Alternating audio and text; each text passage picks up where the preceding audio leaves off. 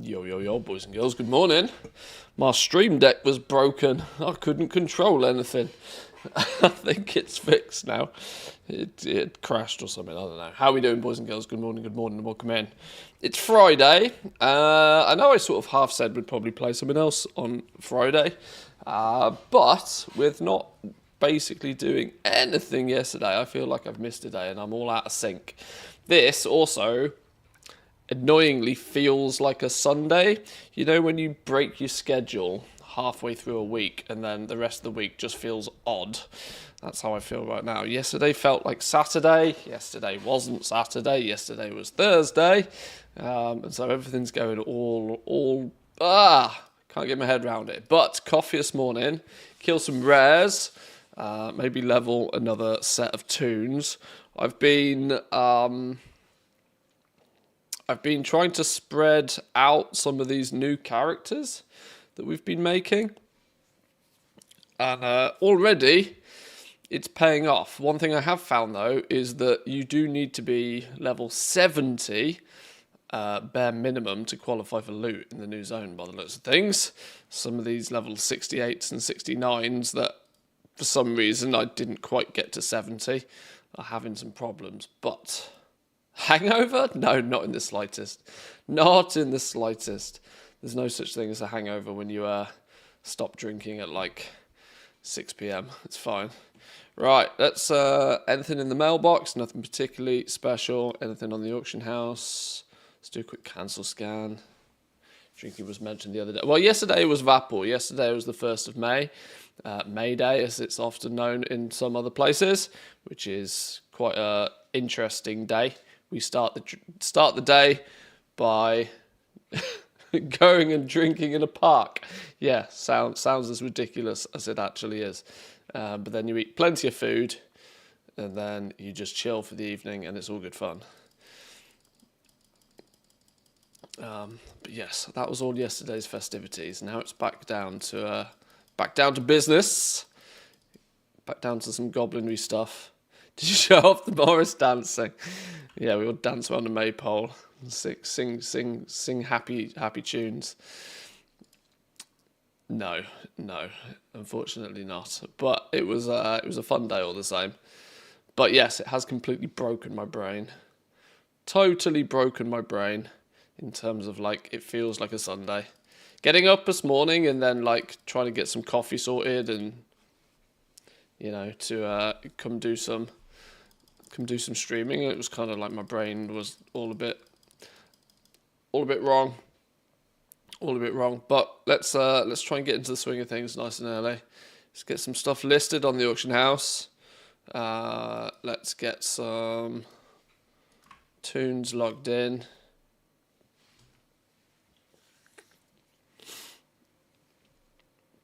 I only have one set of tunes still to level before I have to make some more characters. These guys, I'll probably get these leveled today. Get these guys up to 70 as well. The process feels relatively smooth for me now with using our Demon Hunter to blast these characters up to level 70. I've actually got it down to about an hour and a half. If I can find a shard that's uncontested, I can pretty much zug around, and every lap of the area gets me about 5 levels, and I can usually within about an hour and a half bang out a complete set of 10 to 70s now, which is quite fun. But what we should do before we do that is start by actually killing some rares, and this is a good way to showcase how it works with these new dudes, where the theory is, and the plan is, I've not configured these in great detail yet, but all 4 of these should be on their own separate shard, in theory. Plus, my main character being on Draenor, a 5th shard, it should literally mean we can log these dudes on. Whoa, hang on, this team hasn't even been ported over. Alright, well, let's get these guys out here then. I'm gonna need to log you off quickly.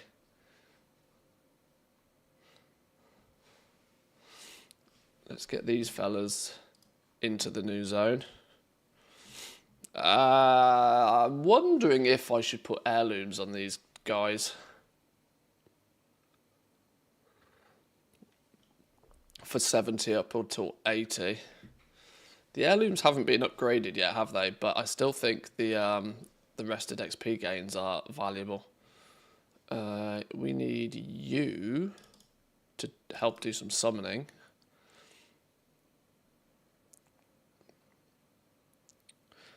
I built up a second 70 Demon Hunter. Twinkleism is back. A second one? Why would you ever need two? Why would you ever need two? If I was going to make another one, I'd probably try a different class. I'd probably try a prop paladin next. Or a boomkin or something.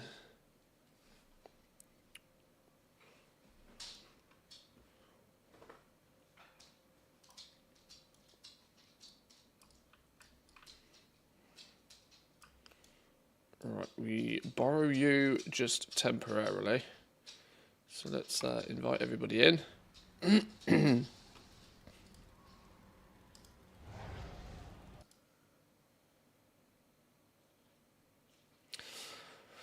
going to make sure I've got a very geared 80 one for midnight that will then stay at 80. That's not a bad plan. That's not a bad plan at all.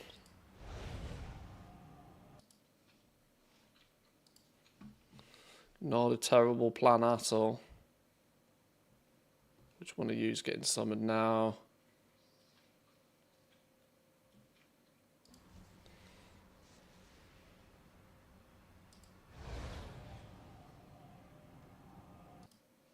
Alright, that should be all three of these fellas brought in.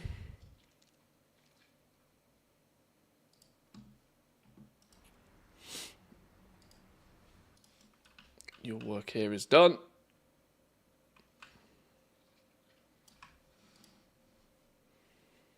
Oh, you've already got a paladin, the boomkin. Oh, well, there we go then. I suppose that's the best excuse for not doing another one.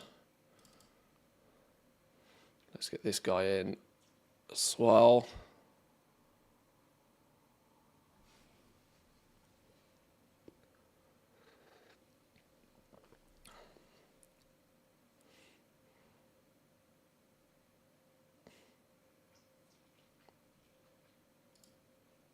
Come on, why are you so slow to load? You've clearly got far too many add-ons on. Clearly got way too many add-ons.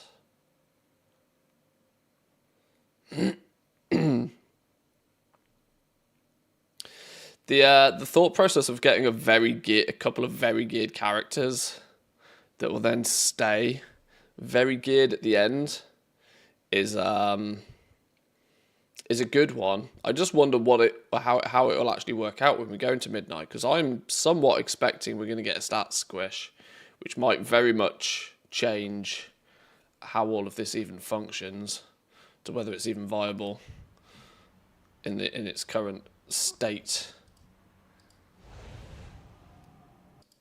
Because if we have a stat squish, it might break everything. I remember last time we had a stat squish, it broke everything.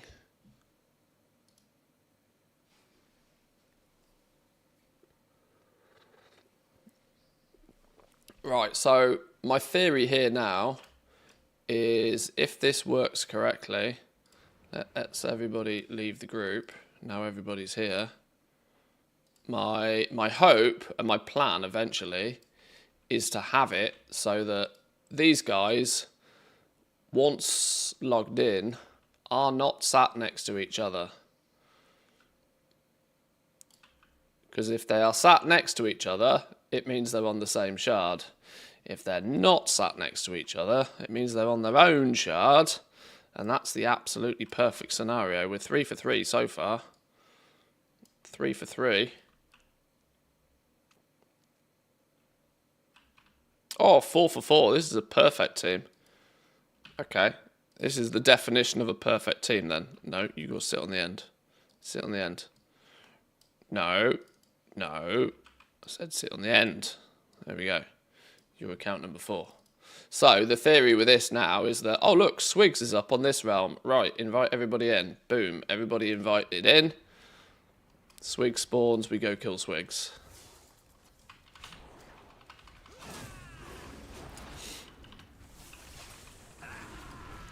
Swigs is dead. Everybody gets credit for killing Swigs. Everybody leaves group.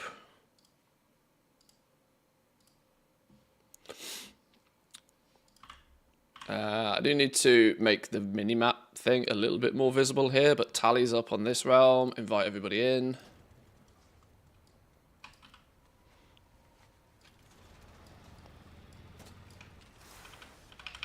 Oh, I actually missed the tag on that. That's annoying. Okay, well, Thwack seems to be up on this shard as well. The theory being now is that we should be able to literally bounce from one rare to another to another to another with practically zero downtime. And eliminating that downtime means that in the same physical amount of time we can squeeze in far more kills using far more teams. And you know, every kill is more Mechanica.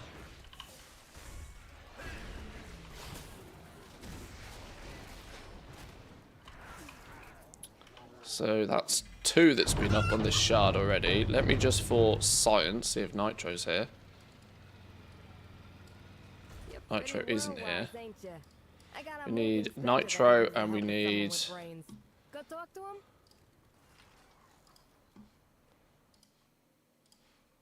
Everybody leaves.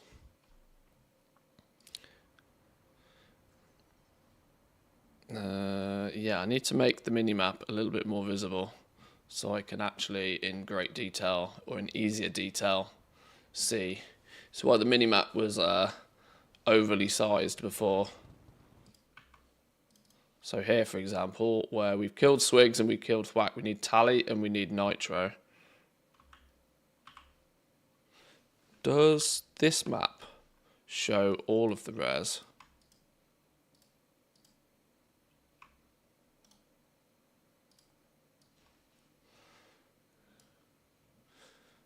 Scraptura.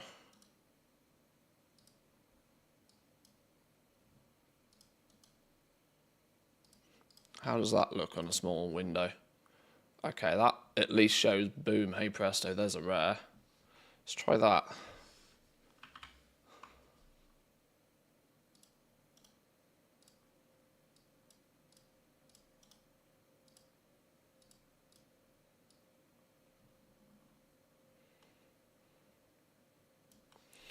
Okay, Nitro's up on this one.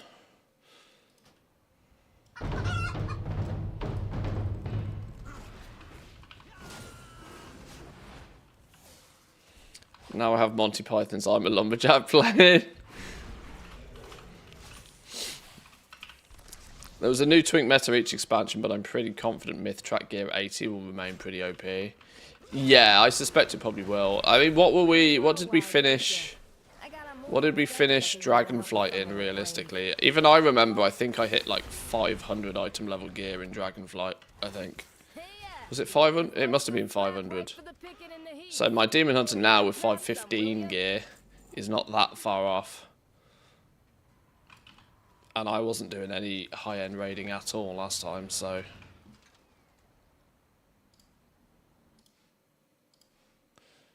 Keybinding these 4 buttons is probably going to be a smart move as well.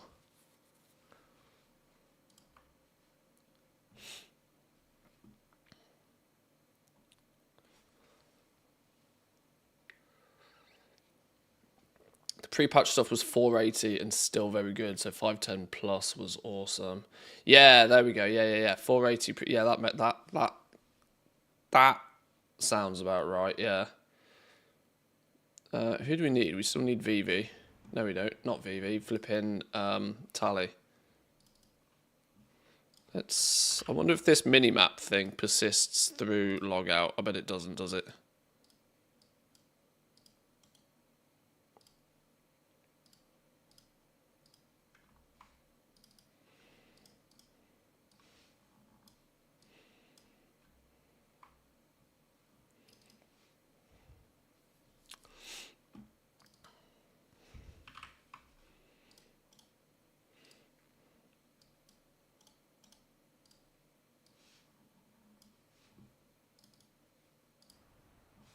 Okay, that might make it easier to see which rares pop up, although I'm not sure if it's going to actually include the daily rares.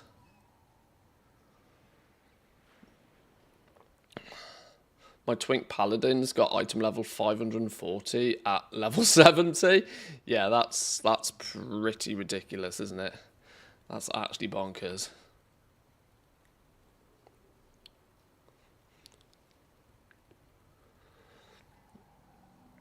Okay, there doesn't seem to be a tally up. Ah, now you see, okay, this is where this little mini-map isn't going to be helpful, because look, you can see tally is actually up on this realm. But it's my rare scanner's not popped up. It literally requires me to spot it on the map.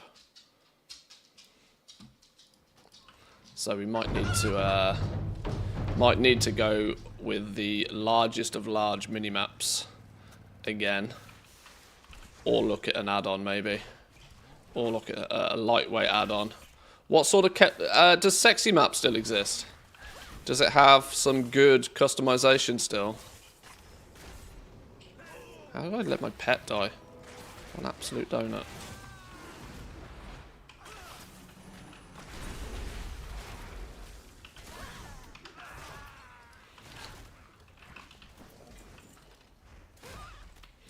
I would like to try and do it without add-ons where possible to keep the load times to a minimum, but if Sexy Map can get me a good looking map that I can customize to basically just show the rares in like clear detail.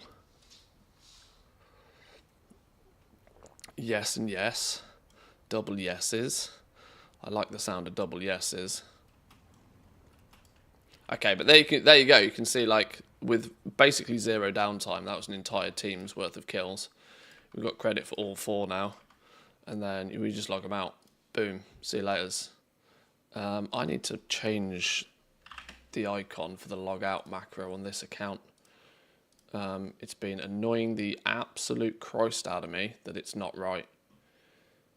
The problem is I need to then find what the right symbol is. What symbol did I use? This like eyeball thing. I wish there was a way to search for flipping, because there's about 1 billion icons in the game, and accidentally trying to find the right icon is impossible. Another one of those scenarios where I bet there's an add-on that does it, but this is why you should use a well-known class icon that you can probably guess where it is. It's just hysterical that there's still no way to search the macro icons. Yeah, it's bad, isn't it? It's not like this game's 20 plus years old.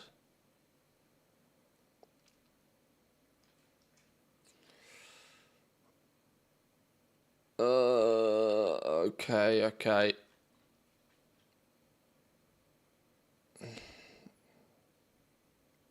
Why didn't I pick a simple icon?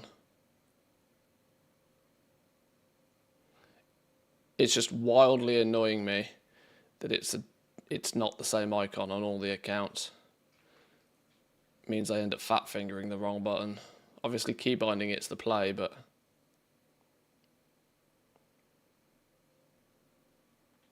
I could be here for a week trying to find this icon.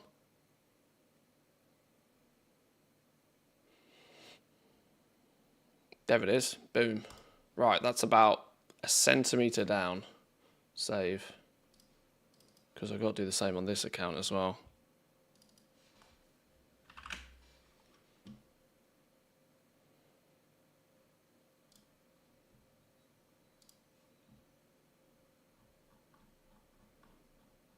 Right, it was about this far down-ish.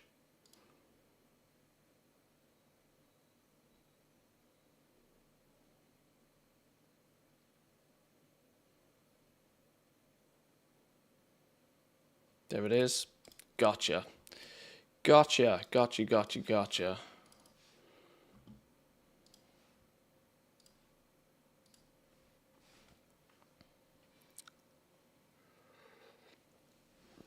The My Slot add-on could be useful too. Set up the first group and then copy paste to all other characters. Yeah, I've heard about that one. That is, yes, absolutely, definitely something that needs investigating. This dude is still level 68. It annoys me. I actually need to check the mailbox on these dudes to see if they actually qualified for loot yesterday.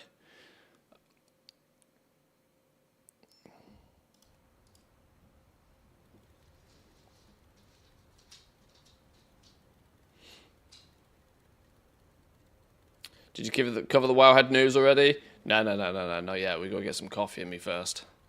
Coffee first before we try and do anything even remotely serious. Okay. We're on different shards, all 4 different shards. Does this dude have mail? This dude doesn't have mail. Which makes me think that at level 68, even though it's War Within ready, yeah, 68 don't qualify for loot. They do need to be level 70.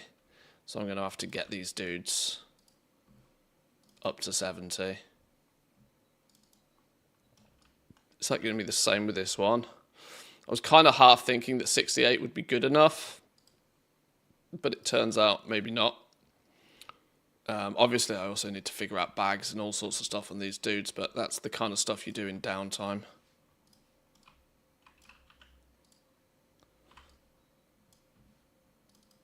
Okay, so they do need some levels, right? But at least for now, they can act as rare finders for me.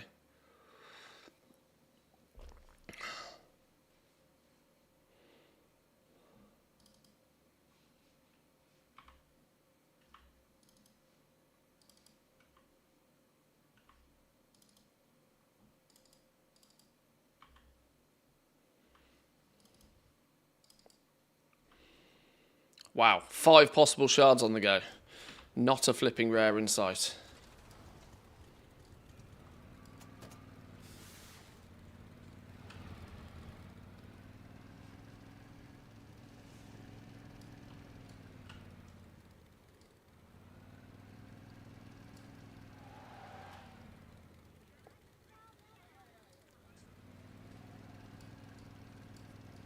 You're pretty world-wise, ain't you?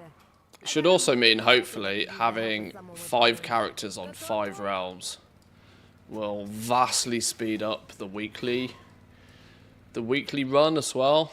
What I mean by the weekly run is when I go do like the junk wall and I go do you know, the ones around the edge of the map,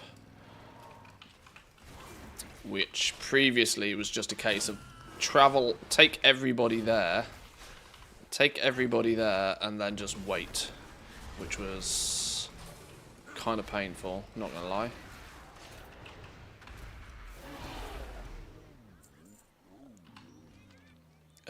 These are showing other rares. These are showing Tally as well. I wonder if Tally is up on this shard also. Before we ungroup. Tally is up on this shard.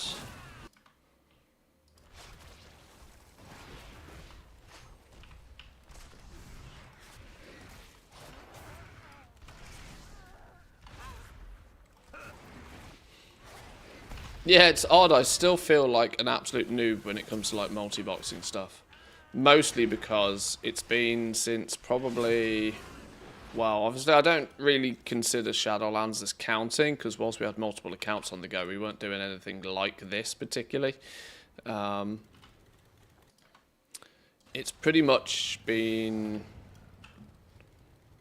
BFA since I've done anything of this nature. And so all the add-ons and stuff I'm just out of date with. Totally out of date with. Nitro on this realm.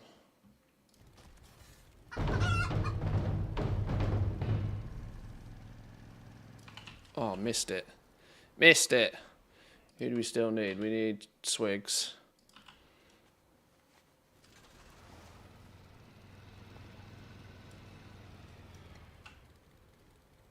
Nitro and Swigs.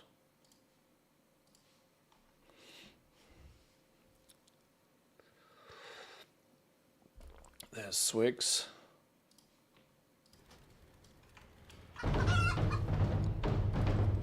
Oh, and Slugger. Maybe we get Slugger at the same time.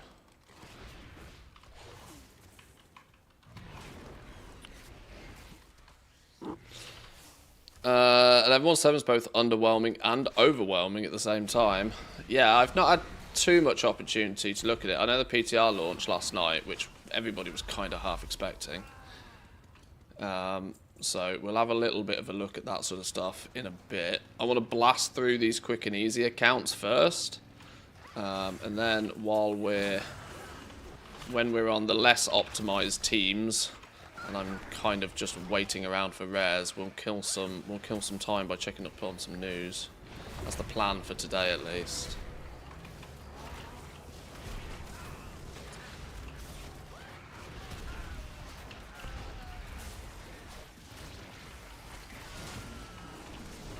I hate how annoying this dude is to kill. Even in, like, flipping 665 item level gear or whatever I've got. It's still just a bag of dicks to kill.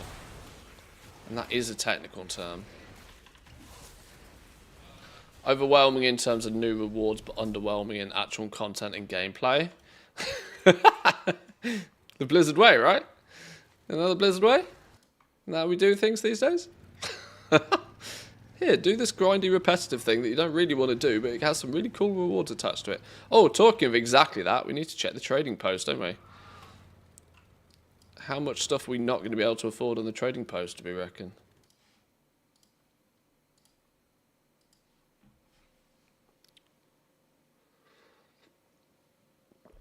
Right, I need a nitro kill. I need a nitro group.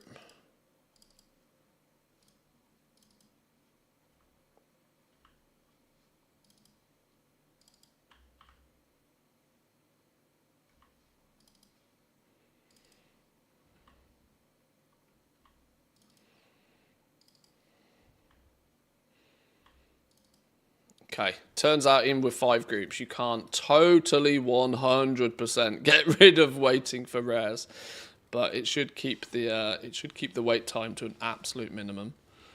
Trading post is pretty mad this month. Some cool, simple mogs, but for way too much tender. There's a customizable pet I think I saw. Customizable pet. Did you leave the map undiscovered for a reason? No, but there's absolutely zero reason. I haven't. Not have I chosen to or chosen not to. It's just the way it is. How do you get the 70 characters? Yeah, summon them in. Yeah. When you've got 5 accounts, just summon them in.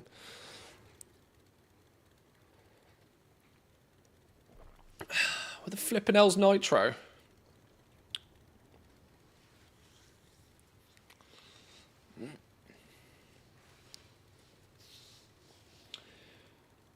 You can cosplay as a Teenage Mutant Ninja Turtle from the Trading Post item.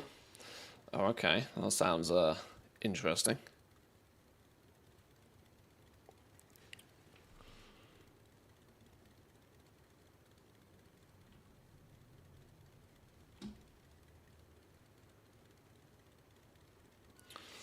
No nitros on any realm. What's going on?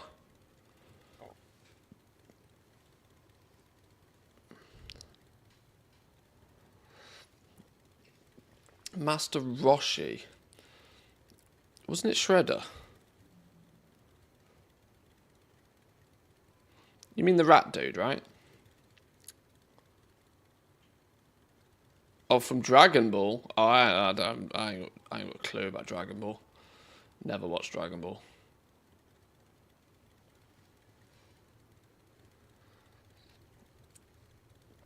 It was never my thing.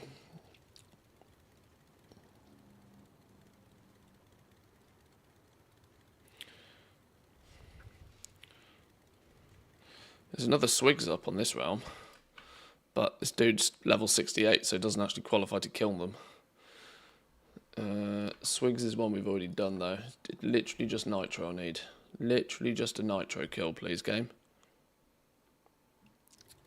When you're ready. Never watched Dragon Ball unsubbed. No, it never landed on my radar, Dragon Ball, to be honest.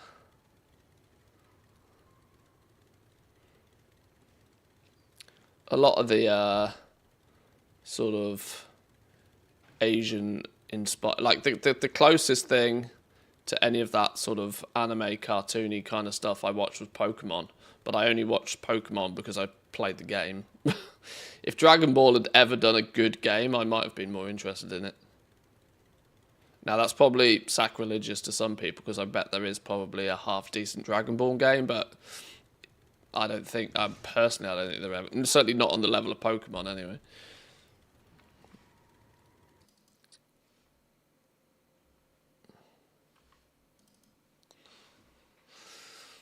Can't believe I'm waiting this long for a nitro.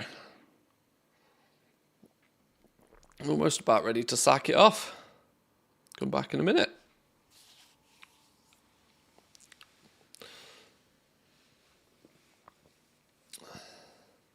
Never watched any Pokemon. I never watched a huge amount of it.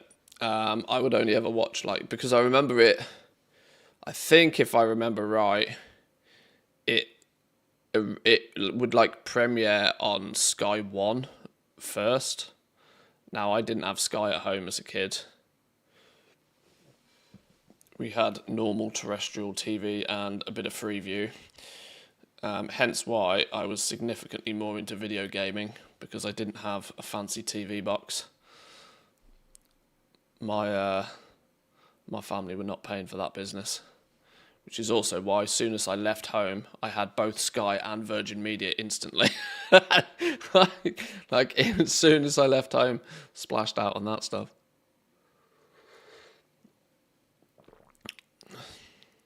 Hey, there's a nitro.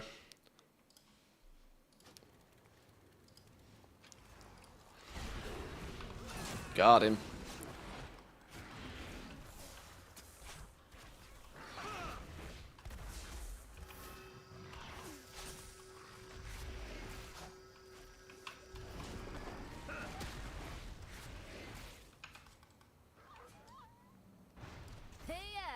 There's loads of scrap ripe for the picking in the heaps. Go in there and grab some, will ya? They got an incredibly low amount of experience for killing Nitro. Or was that not for killing Nitro? Was that for killing the... That was maybe the normal mob, sorry. Ignore me.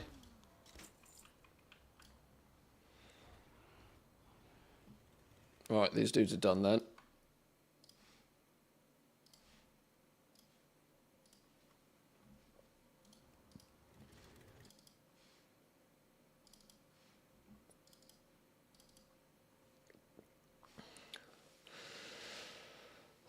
Now I'm leveling up the old professions, I realised how much opportunity I missed with them. For example, the Tome of Illusions are selling like hotcakes, the old world enchanting.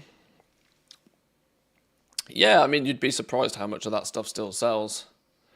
You really would. Swigs, Nitro, Thwack, and Tally, one realm. Happy. Invite. Get in. Love it when one of my toons has, like, a god tier shard.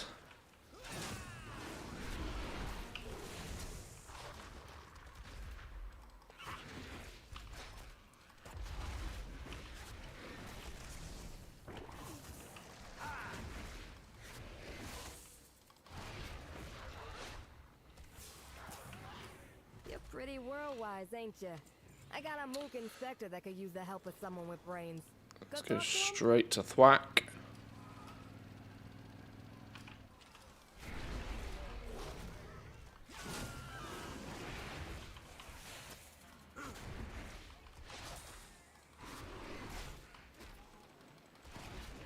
Might need to spend a bit of time today actually making some more characters.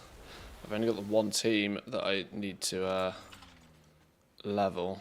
Then I actually need to make a whole bunch of toons. And absolutely no airflow. Perfect day for a race. Swigs is dead, Tally's dead, but we got 2 on this realm.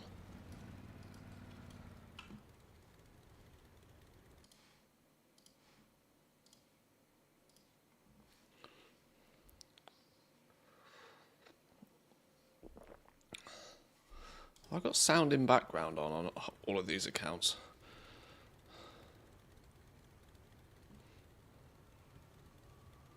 That looks a lot like a Swigs.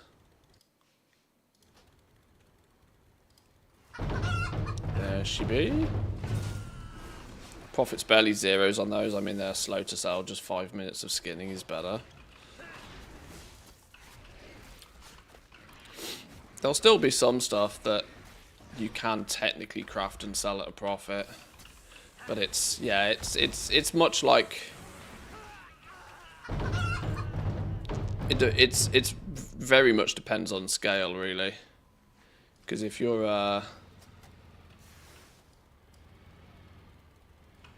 already selling millions of gold doing other things, then the few thousand gold you can make from those is probably not that interesting to you, but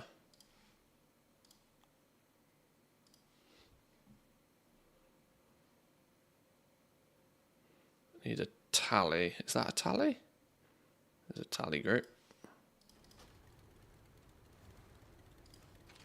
Oh, it was.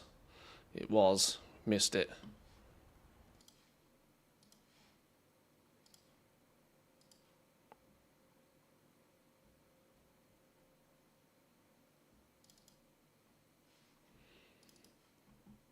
Yeah, definitely need to make the minimap a little bit easier to spot the rares on.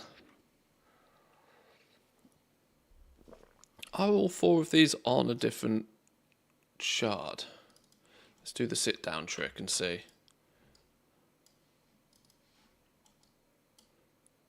As long as we sit them all down and they have no... Ah, you see 2 of these are on the same shard here, look. We got 2 on the same shard here.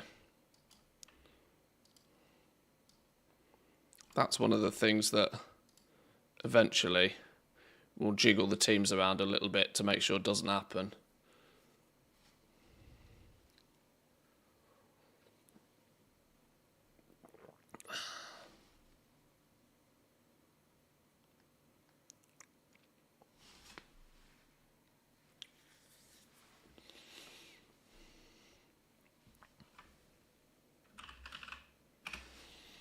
Need to investigate sexy map. See what the options are. Wow, a casual 33 million installs. Sheesh.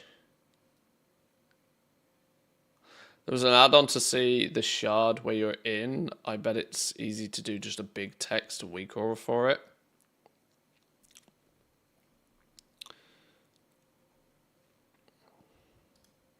How...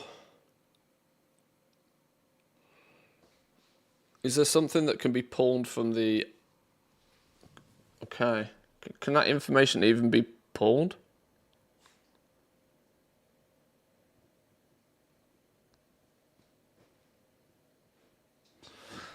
The way to guarantee it is 1 RP English, 1 RP French, 1 RP German, and 1 normal English, 1 normal French, 1 normal German, or any of the combination above, because they can't merge. Oh, I see. Oh, well, that's clever.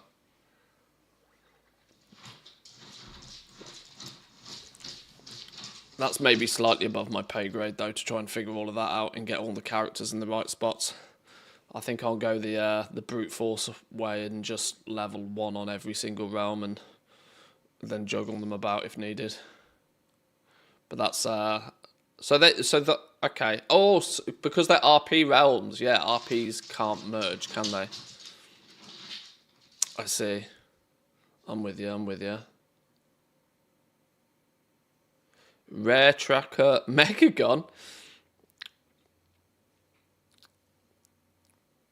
This is a module for Mechagon, but it has 1 for each zone. Let's have a look. Let's have a look. Who am I waiting for, by the way? I'm waiting for a tally kill, aren't I?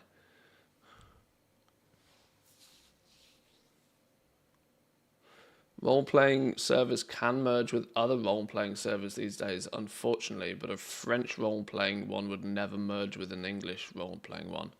Ah, clever. See, these are the little tricks that are very useful to know.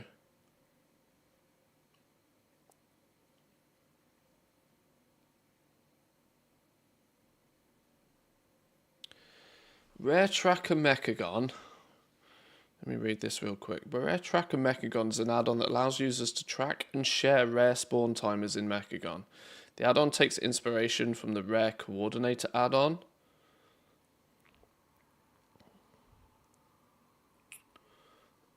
which is an add-on that has served a similar purpose on the Timeless Isle. Rare Tracker Mechagon uses a hidden chat channel to communicate with other clients located in the same shard, such that it can always provide the most up-to-date rare spawn timers. Please look at Rare Tracker Core, an add-on for instructions on how to use it. Rare Tracker The War Within for the War Within zones. Alternatively, download the Rare Tracker add-on, which will automatically add all of the modules, including those that I might add in the future. Well, that's probably the one to go for, isn't it?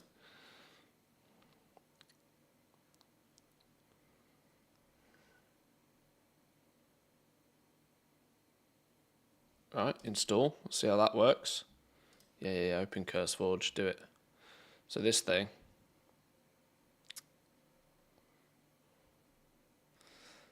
Rare Tracker add-on. Whoa, hello. Please hold. Oh, no, that's propaganda, dudes. Hang on, surely Tally is spawned on one of these realms now. Apparently not. Relies on a peer-to-peer network, and as such it will only function if multiple players are using the add-on simultaneously. The communication component will activate once the player has targeted a non-player entity, or when a combat log event has been processed. Rares can be announced by left-clicking on the button in the second column of the frame. If the rare is still alive, blah, blah, blah, blah, blah. Requested features. Scrape general chat to receive more updated timers. Will not be added unless I find a reliable way to avoid spoofing of messages. As you can see in the first row, it tracks the shard ID. I guess with some reverse engineering, you can just do a simple weak aura, but I'm too dumb for doing it. I'll set Loot Fever on it. Loot Fever will bang that out in 5 minutes, if it's possible.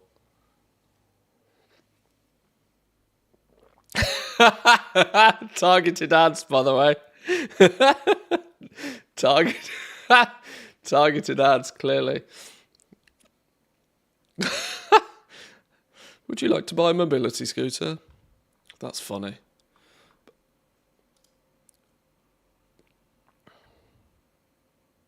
Okay, well, it has a shard ID at least.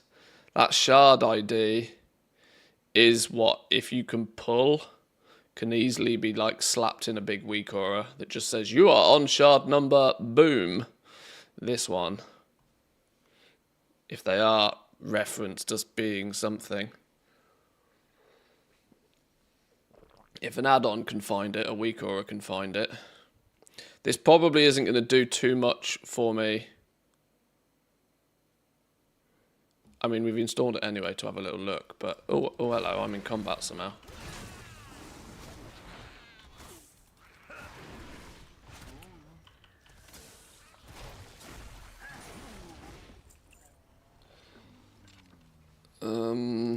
I need... Options, action bars. Oh, wait, what? Surely it's not bar 8. What? I must have hidden bars somewhere. Hang on.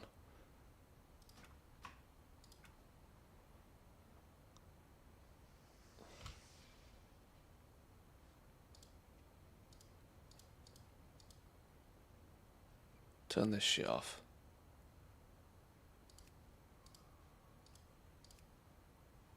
What's this bar? Action bar 7. You get back down here.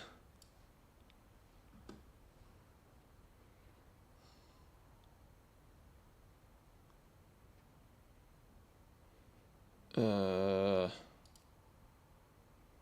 can be my bonus buttons button. Bonus button bar.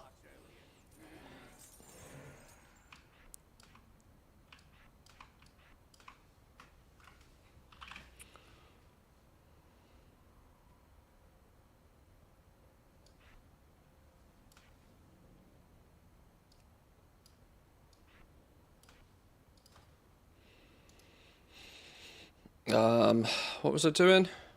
Oh, I've missed a garbage kill.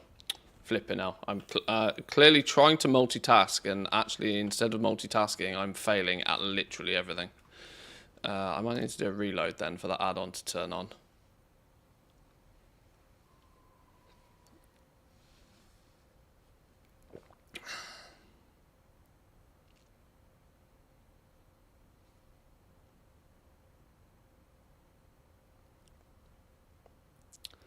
Yeah, we're not in mobility scooter territory just yet.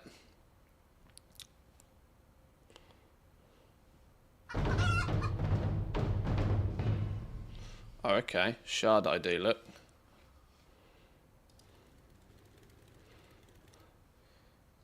Oh, this is interesting. This might potentially replace my weak aura for this.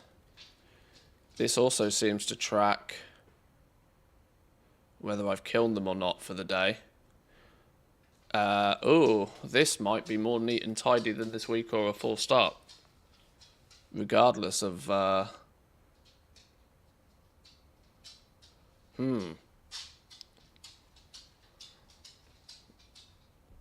my map's now funky.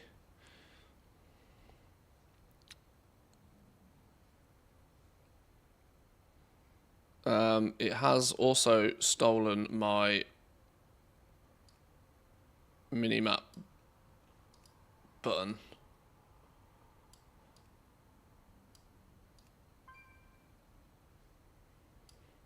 Okay.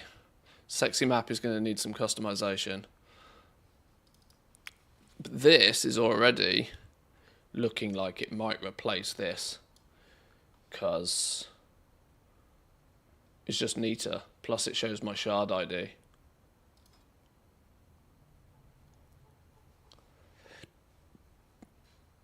Hide the rares that have already been killed today. That would be useful for most people, just not me. Display and report the death timers with seconds included. Yeah. And we can scale it up so it's nice and ridiculously big on the slave accounts at least. Not so much on the main account, but...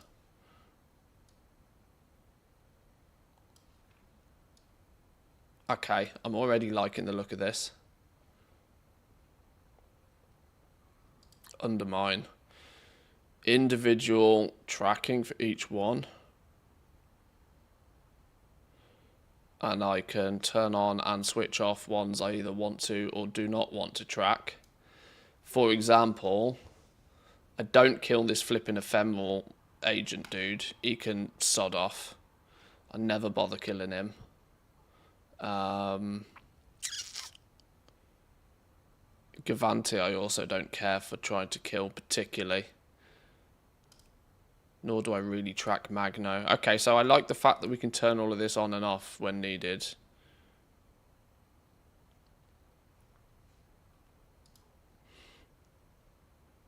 Other than that, it's pretty straightforward. And like I said, the shard ID is kind of quite cool to be able to see. So yeah, dub on the suggestion on that one, I think. Dub suggestion. I might now swap that out. Swap that out for the... Okay, so what are the options here? Let's have a little read for this. Given that not everybody is using the add-on, it can be useful to share information with other players. Though, to report the current status of a rare, you can do the following. Left-click on the rightmost square to report it in general chat. Left-click on the rightmost one. So if you spot something, you can go, oi, look, this is here. Okay. Control left-click will report it to party raid chat. Alt left-click will report it to /say. You can share waypoints. Okay, the reality is this is pretty much just plug and play. You don't do nothing with it particularly. Plug and play. And I actually think it's much neater and tidier than what we have here. Maybe it's not as customizable as the weak aura, but I don't customize weak auras. I just hope that they just look nice. So I can theoretically load, never, turn you off, move you over here. Not to mention it looks neat and tidy-ish with this weak aura. Okay.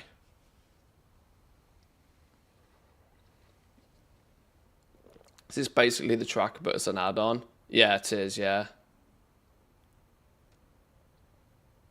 Is it just the stream? Does it lag your game out a bit? It could have been that I wasn't... that if the window's not highlighted, it runs at like 30 FPS.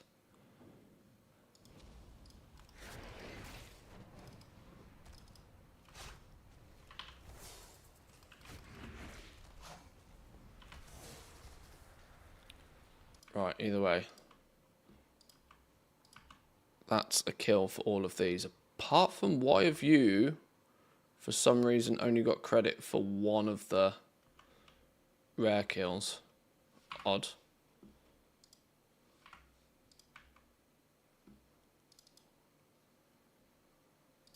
Why have you only got Swig's credit?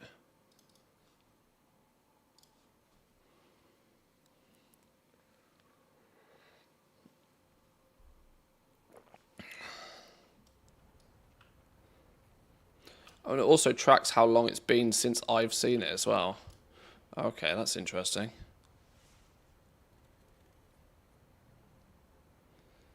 Yeah, I'm pretty sure we can get rid of this now. Although the stark contrast of like green and red is actually a little bit easier to see. But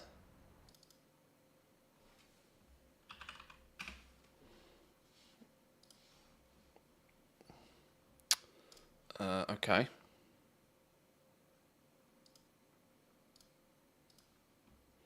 I'm not going to delete that weak aura yet, because there's still a strong chance that... Oh, haha, there's me trying to edit it like it's a weak aura, and it's not one, is it? We've just determined that. There we go, 150 on this one. Boom. Oh, now we're talking. Now we're cooking. Flipping map things. Map things. Oh look, it's also showing that Swigs, and it's showing the percentage of health that Swigs has got, and it's showing that Swigs is dead. Oh, this is cool. This is actually cool. We have 5 Mantheis.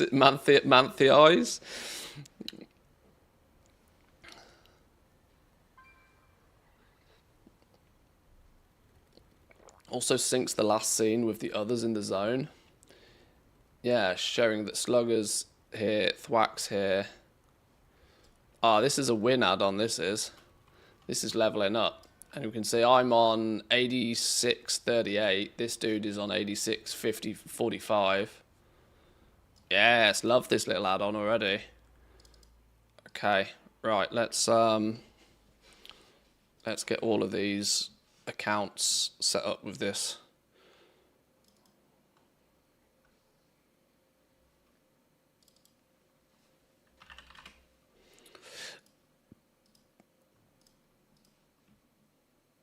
So what did we say this was going to be like 150?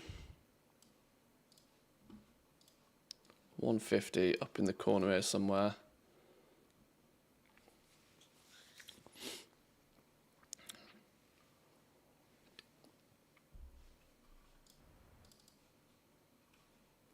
Do a reload down here.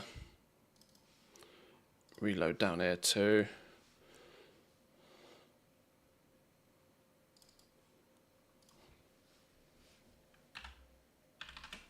Turn the weak aura off. Like I said, I'm not going to delete the weak aura yet. I'm just going to put it into the don't load category for now until we've tested this a bit more. But otherwise, so far, this is looking far more useful. Yeah, you can see like 86.45, 86.45. So it's showing that both of these two tunes are on the same shard, which is ultimately something we don't want, but now it's at least easy to see even if the character's not standing next to each other.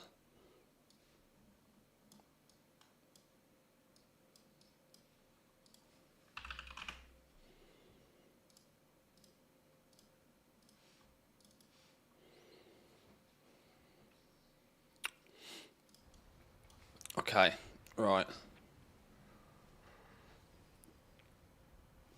I wonder if it also updates without...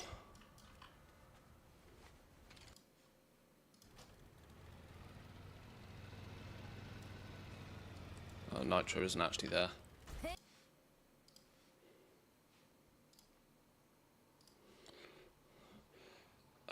Right, let's load the next team in and then see how this works and how this looks with a completely brand new team. Although, actually, we need a tally kill by the looks of things. I'm missing a tally kill.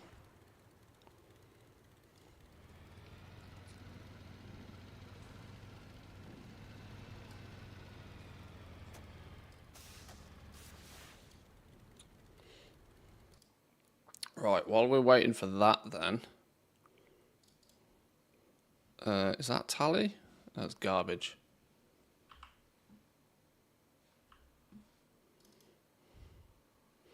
Let's fix this map situation out.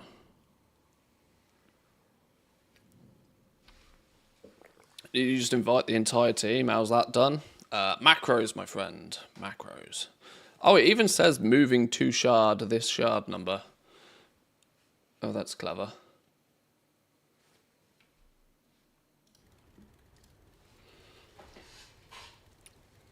There's a little add-on I use called Invite. I think it's called Invite to Community. So it basically is a one-button macro that invites everybody in a certain community. It's predominantly designed to invite everybody into a raid group, but I've made a slight customization to it to keep it to party size. And all I do is I have all of these alts in one single community, and so I can just press a button and it invites them all in. And then I think Leatrix Plus, I think, has the auto accept invite from like friends or something. Basically means you don't have to mess around making customized macros to invite specific characters on every single character. That takes flipping ages and is a ball ache. Community to Raid is the name of the add-on, by the way. Community to Raid. A slight little tweak to the Lua file for it will keep it to party size. That it actually tells you how to do that in one of the comments on CurseForge as well. So I just, yoinked that idea. Yeah, it's already quite amazing to me just how many little tools and stuff can be harnessed to make this a little bit easier. So there's a definite learning curve with all of this. Now I need to and want to try and customize my map to make it so that it's bigger, easier to see, and predominantly only shows the rares given the choice. Now I'm hoping Sexy Map will allow me to do this, but I've not played with Sexy Map for flipping years. So let's have a little bit of a look what the options are. Borders. I flipping hate this blue spinny bullshit. One of the reasons why I've never used it.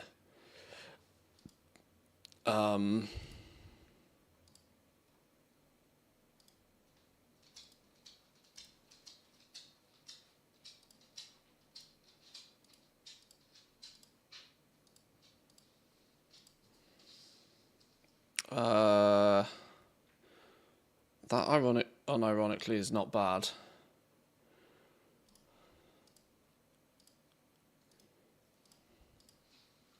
God no.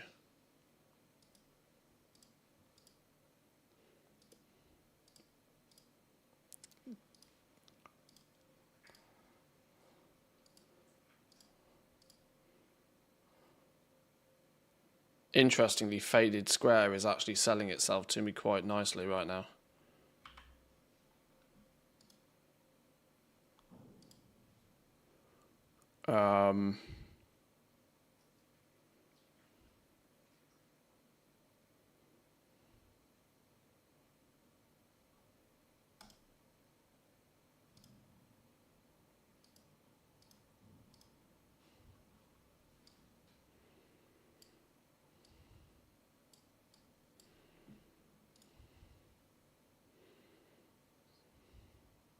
Zoom buttons, never. Tracking button, never. Get rid of that. No fucking wants that. Calendar, never. Nobody wants to see that. Never show any of that business. I want my minimap button only. And maybe the mail icon in the very corner. Why is this still on a flipping circle that's not centralized?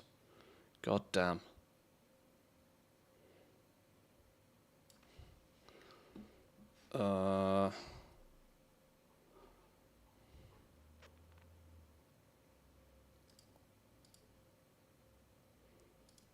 How do I change the size? Okay, here we go. Scale. Now we're cooking. Now we're cooking. Boom. Have that as a fucking map. Have that as a map. Can't fail to miss that now. Can't fail to miss that.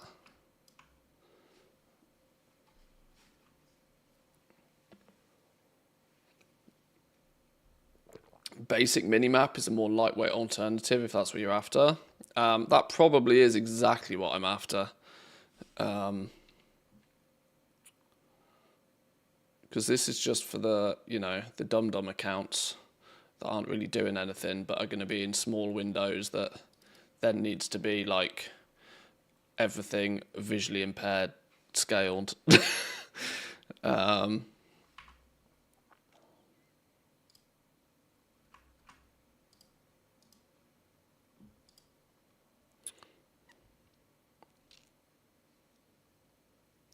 Use a global profile. If you want the same look on every character, yes.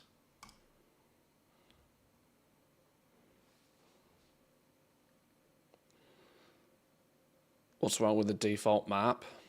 Well, realistically, I want less icon. The main thing I'm after is less icons on it. I would quite like to turn off all of these flipping icons if I can. Something that allows me to literally only show like rare icons. I'm like, mwah, chef's kiss if that can be done. Really. And this allows you to change the buttons and stuff, but it doesn't allow you to change what it shows on the map particularly. This is, as stated, just changing the map really, isn't it?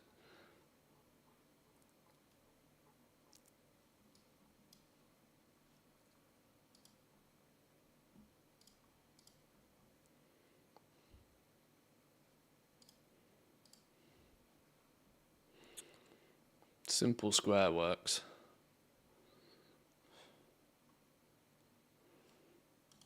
Because I'd love to be able to turn off all of these flipping drive icons and delve icons and race icons. I don't want none of that business. I don't like, nothing wrong with seeing that shit when I go into this view. But outside of this view, I don't want all this guff.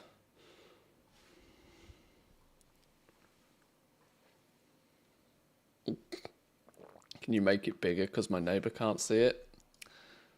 Well, that's kind of the point, right? So when it's in a small window like this, I can easily see it.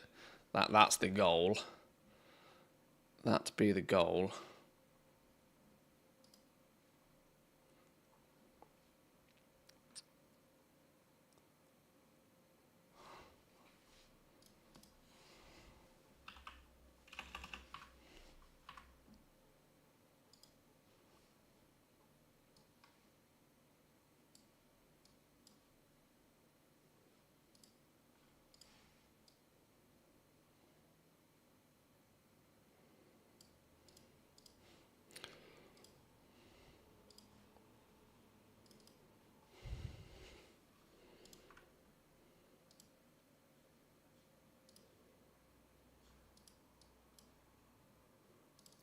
Why can't I move it now? Oh.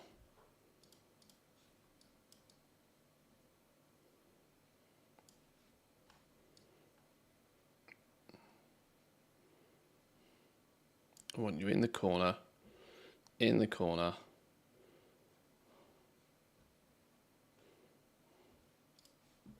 That means we then also want...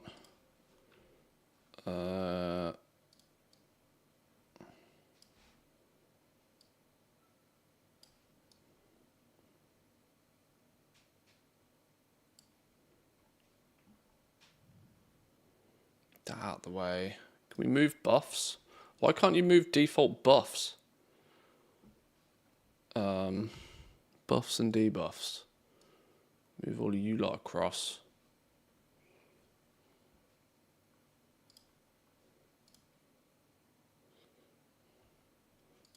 We don't even need details. I don't know what details is on. Oh god, why is Arthur this on?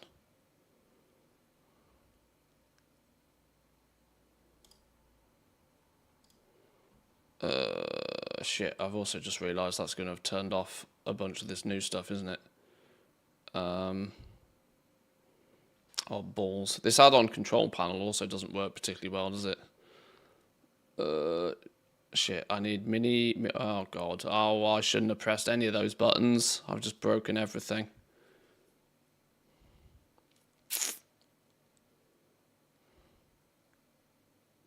The hell's NPC time? Where did that come from? Rare Tracker is the new one. Oh, we can do Rare Tracker Core, but then just Rare Tracker the War Within.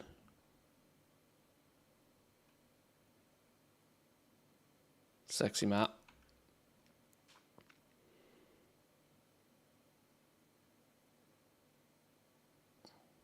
Wago Analytics? No, fuck off.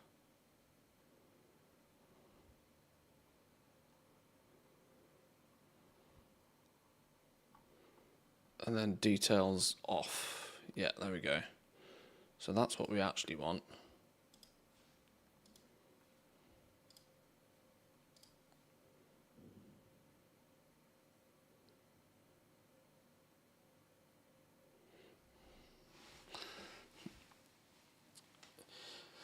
ACP's screwed. Better add-on list as the updated one. I'd be developing a headache around this point.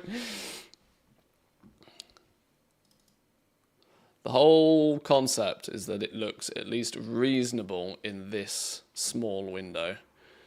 Because conceptually it's never going to move from here. Now the rare's popping up. Silver Dragon clashes with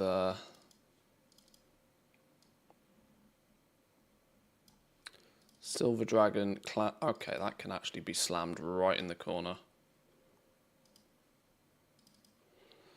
Silver Dragon is now clashing with the minimap.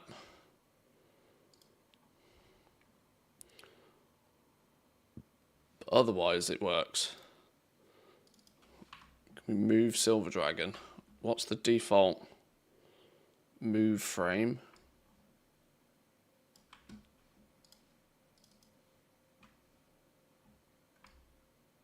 Maybe put you up there because you're next to the rares.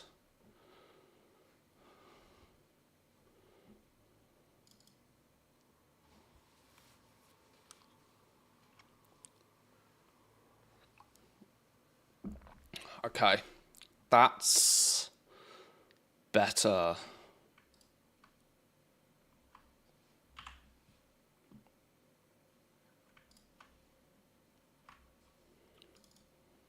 Slugger's up on this realm.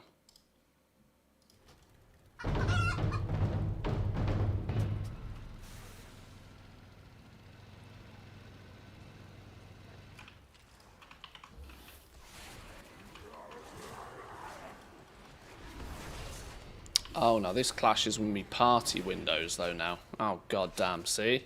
All these little things you don't think about until it's till it's a problem.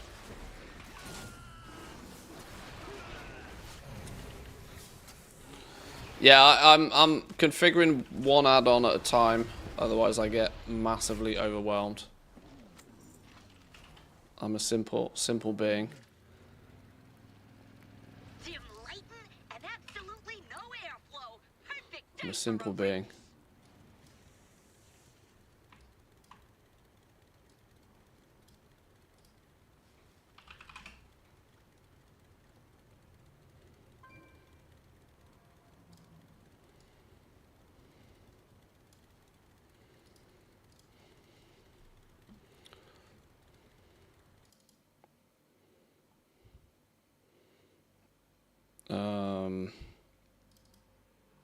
we squeeze the party frames in here, maybe?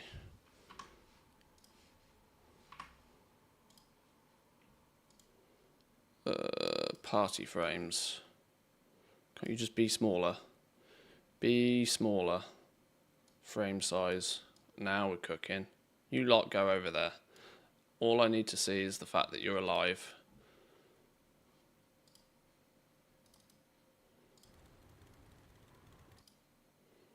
Okay, we're getting there. We are getting there. We're getting something that I'm partially happy with.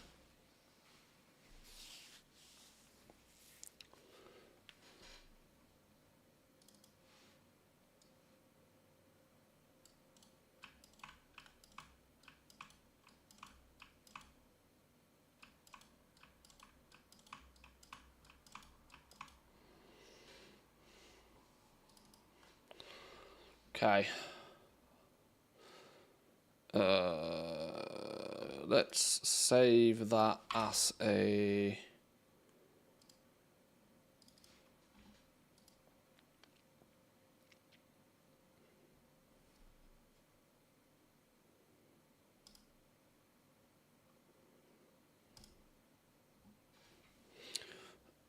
underline alt.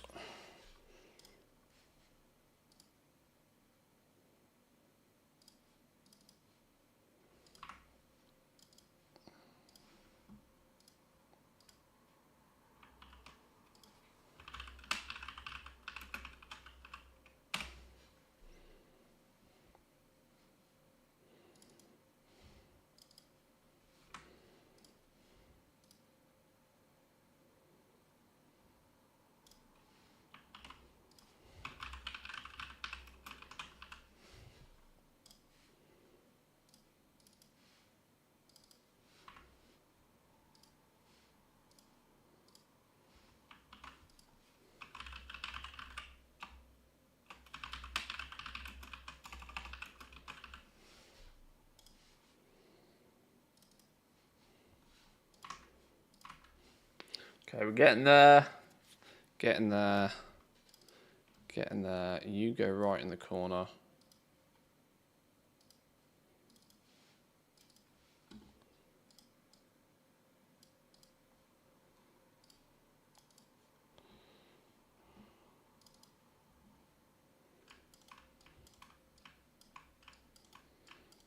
Yeah, that...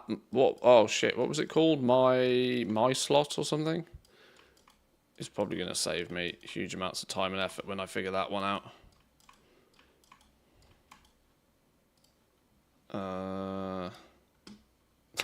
These characters have literally never picked a spec and they're level 70. That's quite funny.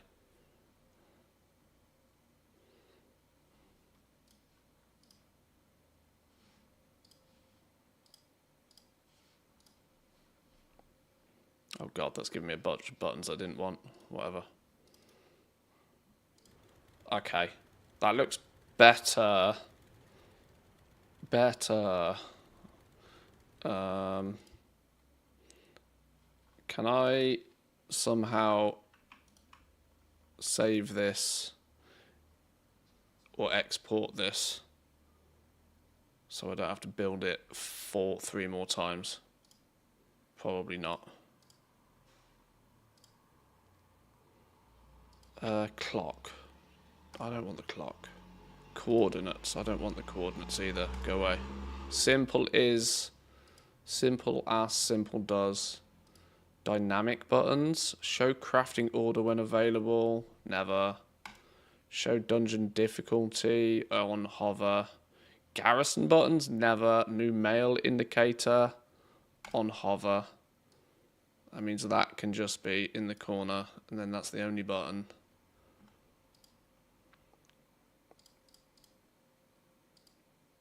I don't even think I want the zone text, to be brutally honest. On hover. Or just never. I'll just show it, it's fine. Monochrome? I don't know what that means. Right, am I happy with that? Famous last words, am I happy with that? Probably. I do need a thwack kill. Everybody needs a thwack kill. Or some of them need a thwack kill somehow.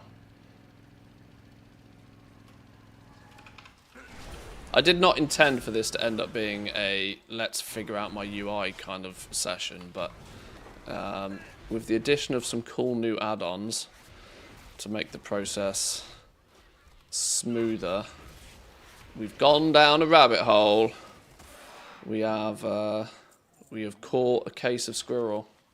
Hey, see this automatically updated as well. Whereas that little week-or I had to go and click a button before it updated. Oh, oh, now we're cooking. Now we are cooking. Right, let's try and fast track a simple sexy map setup on each of these then. Sexy map, so scale, we went big. We went default preset, we went, shit, what was the one? Simple square? Simple square, bang it in the corner, big as she goes. We go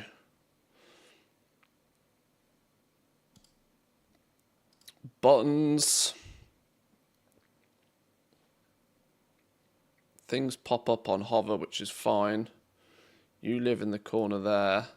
We want the mail button on hover only.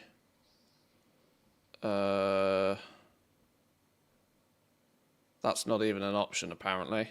Well, it was, but now I can't find it. Clock off. Coordinates off. None of that bullshit. I don't know what movers mean. What does this mean? Ignore it. Ping. Show who ping, sure. Zone text, sure. How have I managed to... Where's the mail button?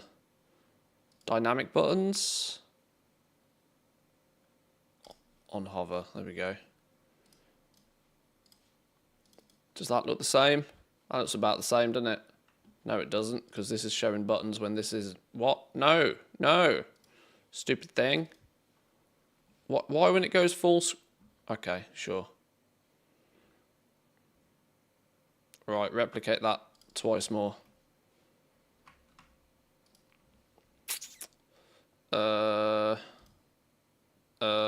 Where's it gone? You. Right, speed run this now. Default presets, simple square, fucking huge, in the corner. Buttons. Pretty much basically never anything. Dynamic buttons. Mail can go away. Mail on hover. You like in the corner, in the corner.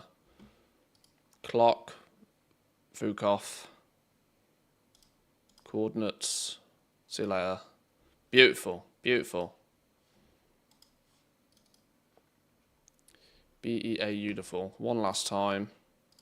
Because we have to do everything 5 times these days. Add up. No. Options. Add-ons. Sexy map. Simple square. Whack it up. Throw it in the corner. It's not going to be pixel perfect, and that won't frustrate me, but we'll fix the pixel perfectness another day.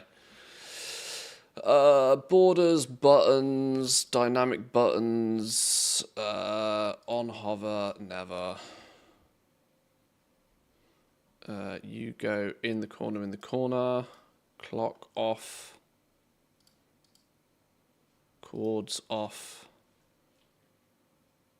Right, that'll do. Boom, tallies up on this realm. Oh, it's so much easier to see. So much easier to see.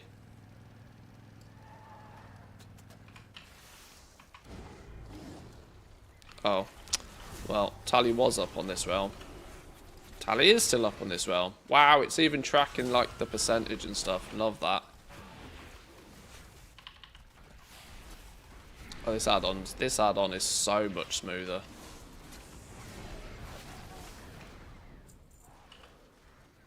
BEA beautiful. Right, now the question is are all of these settings going to save when we log out and log on to a new character? They better do. Let's do a reload on each one, because that tends to be necessary to actually save settings for stuff, especially when you're doing it on multiple accounts. Oh! Even more Wowhead posts. I can't keep up what's happening at Blizzard. Well, they launched a PTR yesterday. That's the main thing. Right, it all seems to be Gucci. Now, my own map is also gross. Now I want my map, personal map, to be slightly different. Slightly different. Because my main UI is, not a slave UI. Options, add-ons, sexy map. I'll still take my simple square, please. But we make the simple square bigger. Huge, you might say. And I'm going to have my icons down the side here.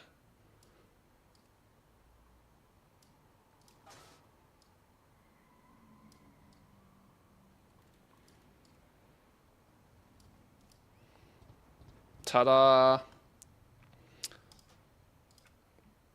That's already nicer. That's already nicer. Okay, happy with that. Have we killed everybody we should have killed? This account, for some reason, is missing a nitro kill.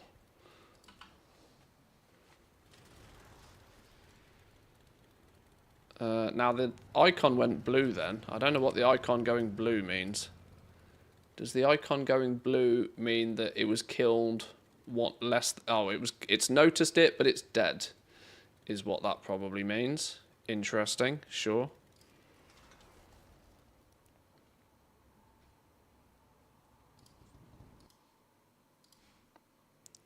Let's see if we can find another nitro for this account real fast. Gonna have to retrain my eyes to do stuff though.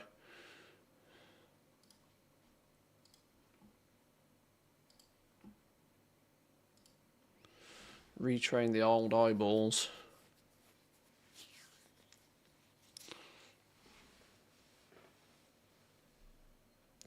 Oh, it's also tracking it on their home shards, showing that it was 23 minutes ago it saw a nitro. 1 minute ago it saw a nitro on this realm. Not tracking any data on nitro on this realm. Oh my god, I love this little add-on already. This add-on is significantly cooler, or smarter should I say, than that little basic weak aura.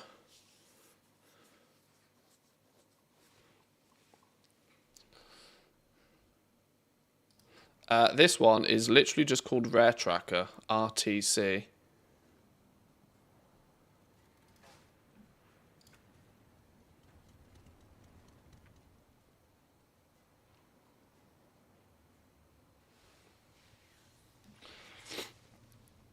This data tracking on each thing's very handy. Showing that like thwack is up on this server right now, for example. If I needed a thwack kill, but I don't because I've already killed it. It's real clever.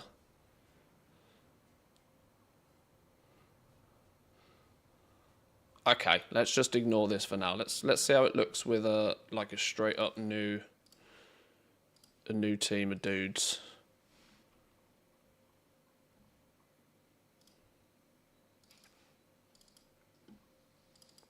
Log them in. Do a bit of speed run on 4 rares, shall we? Bit of a speed run on the 4 rares. Serious business this rare killing now.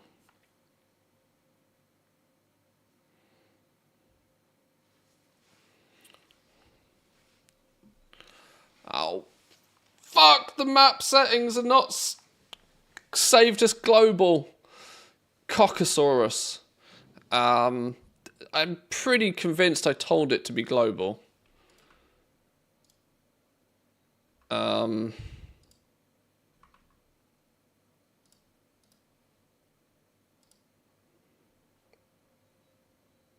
Oh.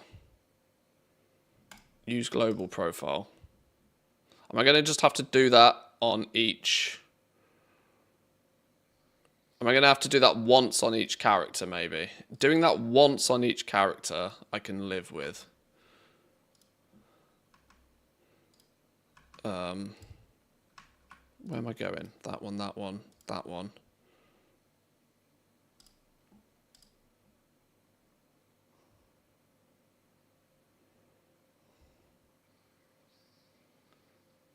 Oh no, on the other 3 things I didn't save it as the flipping global profile. Oh, what a bag of dicks. Same with the same with the UI. Oh. So we are just going to have to change that on each character. Okay, that's going to be a bit of a ball ache.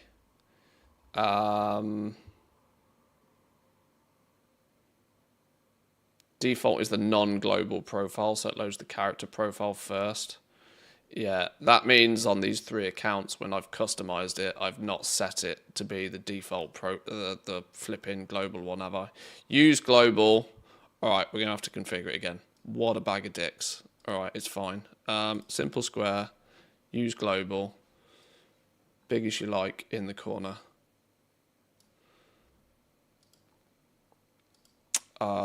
Buttons on hover, nevers. You right in the corner there. I mean, clock and shit can just stay because I'm not going through and changing all of that again. Okay. Do a reload just to make sure that actually saves now. Right. Add-ons. Sexy map. Use global profile. Yes.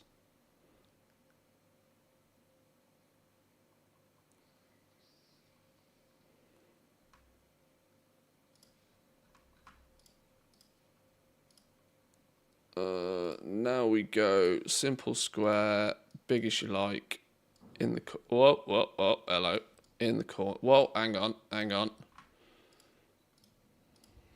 Undermine alt profile. That's going to have to be changed on each character as well, isn't it? You go in the corner there.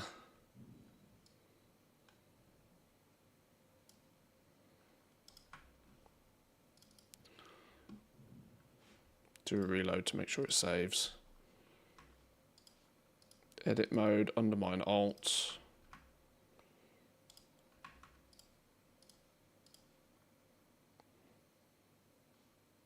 Global profile, yes.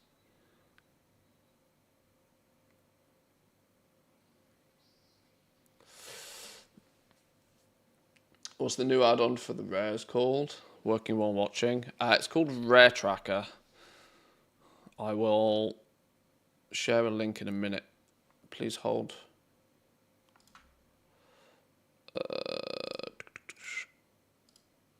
Sexy map. Simple square. Make it huge. Whack it in the corner. Is literally all the customization I'm going to do right now. Okay, that's better. That's better.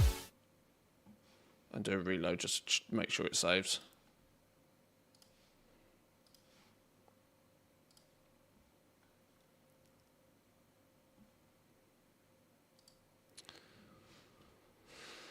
Okay, a mini rare speed run then. Who've we got where? Tally on this realm.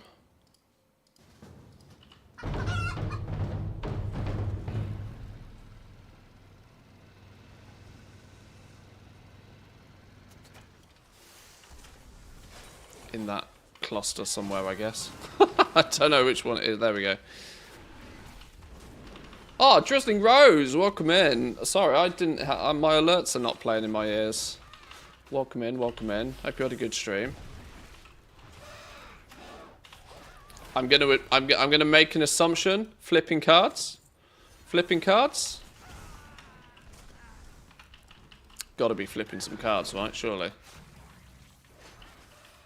Thank you very much for bringing you and your friends with you. Love that. Thank you.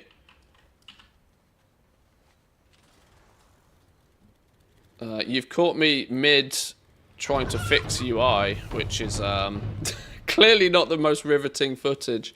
But it's, oh, it's birthday for Drizzling Rose. Well, happy birthday then. You should have mentioned. 580k gold crafting and then 67 from cards. You ran from Oldham to Hyjal? That's like the entire map. Fair play. Fair play.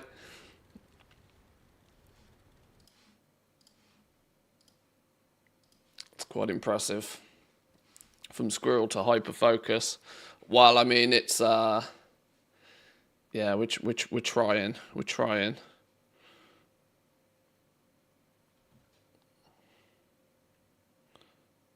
Okay, there's some rares up, but not the right rares. Some rares, but not the right rares. Nitro was killed on this shard 31 minutes ago. Swigs was killed on this shard 3 minutes ago. This might be really helpful for trying to figure out exactly what respawn times are. Oh, who's this? Swigs. Everybody in. Everybody in.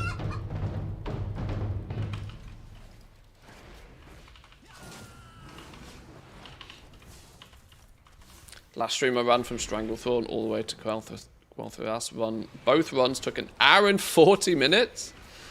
Jesus. Is that how long it takes to get from one side of the map to the other? That's wild. 32 years of oldness. 32 is not old. 32 is baby years. Practically fresh out. But happy birthday all the same. What better way to spend your birthday than playing WoW with friends? That's a win.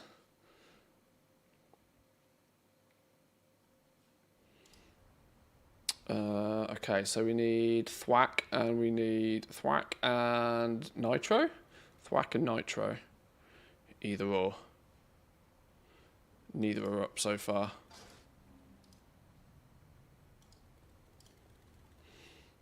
Let me grab a drink real quick.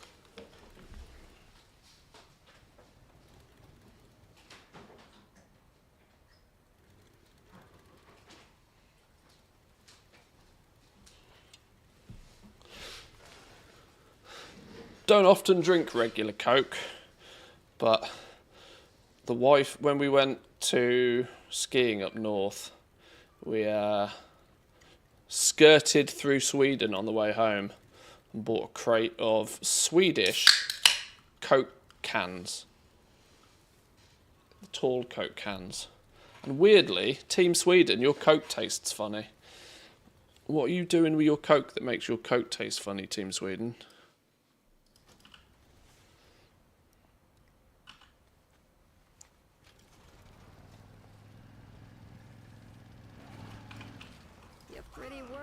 Ain't you?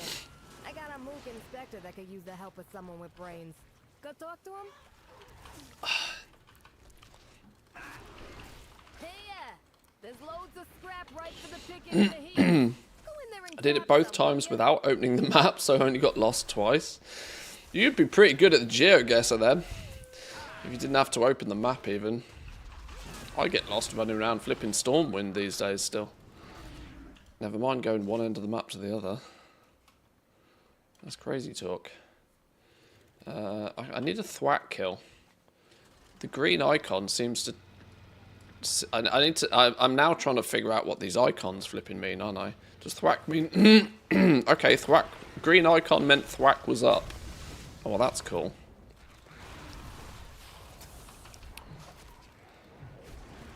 Here's me trying to configure and set up all of the map when actually this add-on is going to do 90% of the work for me anyway. If it's going to tell me that that rare is up on that shard, that's absolutely beautiful stuff.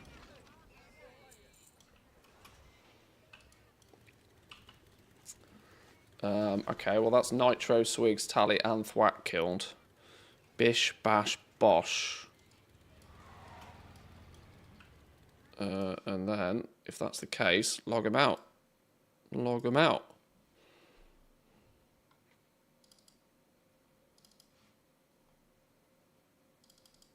Okay, I'm now technically into the teams that are all on Draenor, which means we're not going to have the options of realm hopping. but it will give me an opportunity to quickly fire through these and set up the UI.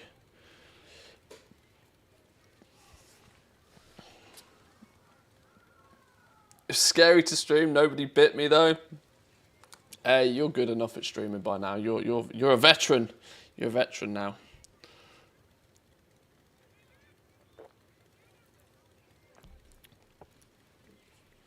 How long does your PC have to be turned off to cool down before I air clean it? Oh, I mean, probably not very long at all. 5-10 minutes. Probably not too much at all. Right, edit mode. Undermine alt. Sexy map, global profile, yes. That should slam it in the corner. Please put it in the corner. Please put it in the corner. Don't fail me now. Yay! It's in the corner. Love that. Okay, right. Repeat said process. Repeat said process. Nitro's up.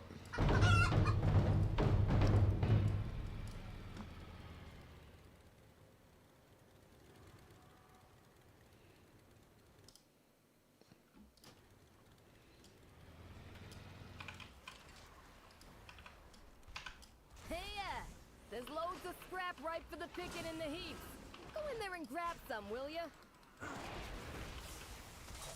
Oh, and Swigs is up, apparently. Pretty world-wise, ain't ya?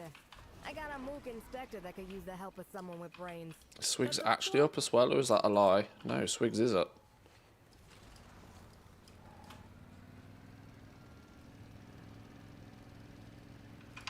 Oh. Swigs has been nuked. Are we fast enough? Wait, hang on. Hang on. Why are half of... What? Why does it not look like half the team are teamed up? I mean, they are, but what's going... Oh. Oh, dearie me. We got some UI things to fix.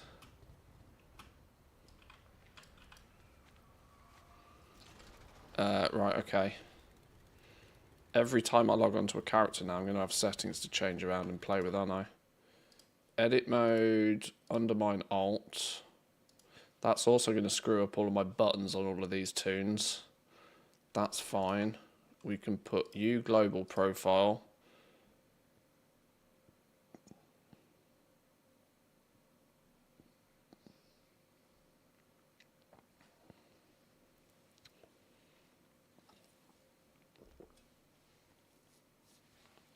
Does anybody have a TSM group for jewel crafting, including rings and other crafted pieces from vanilla to the current expansion?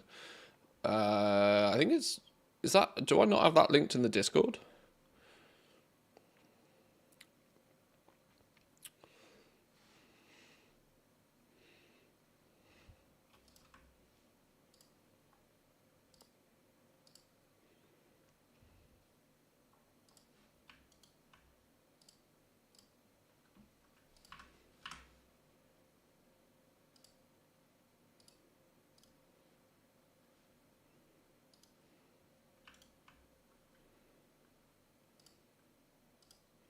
These windows are just big enough for me to be able to use without full screening them. But only just. Right, what I am going to also need to remember to do is that these guys do not have all the right bars that they're meant to.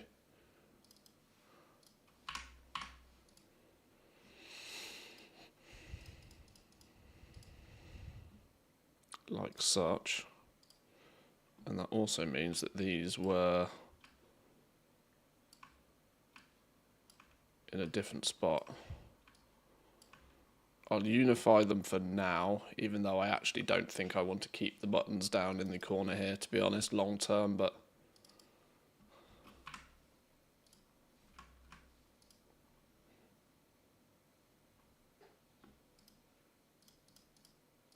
This is why anybody that gets into any sort of multi-boxing at any point should remind themselves that don't be too fussy with your UI. Or, that said, or just use that flipping add-on that I haven't quite figured out yet. Slugger's up, apparently. Do I need a slugger kill on this team? It doesn't look like I do. No, I don't need a slugger kill on this team. Trying to do this without getting too distracted is also wildly difficult. Let's do a reload on these just to make sure they're in the right place.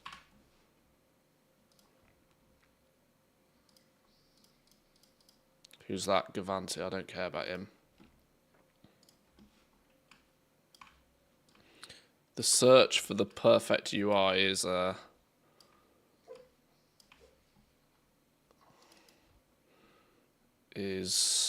tricky one.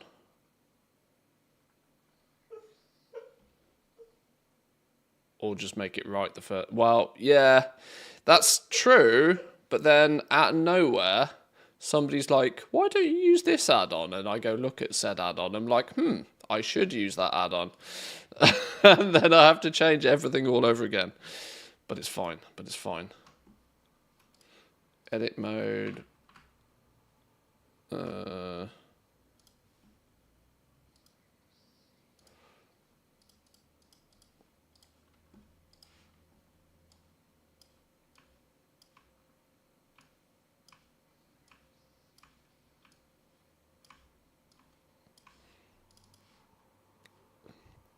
Perfection takes time.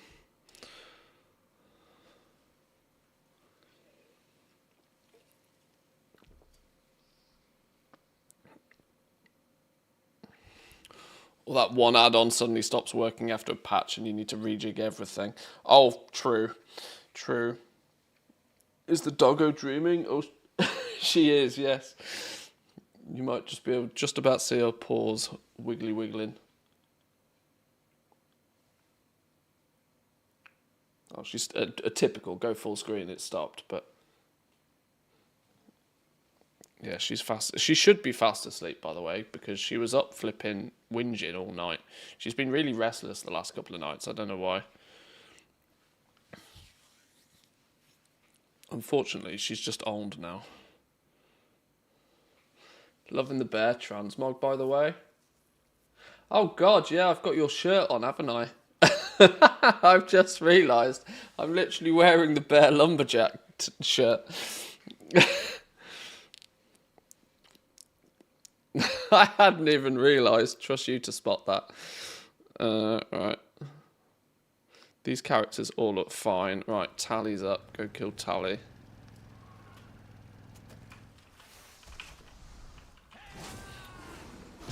Clearly shop in the same store, yeah.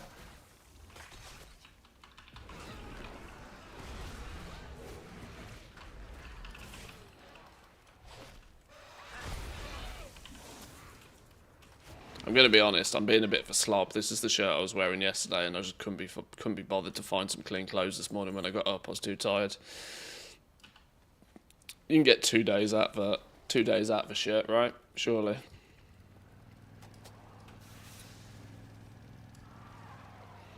I'm sure it's all good.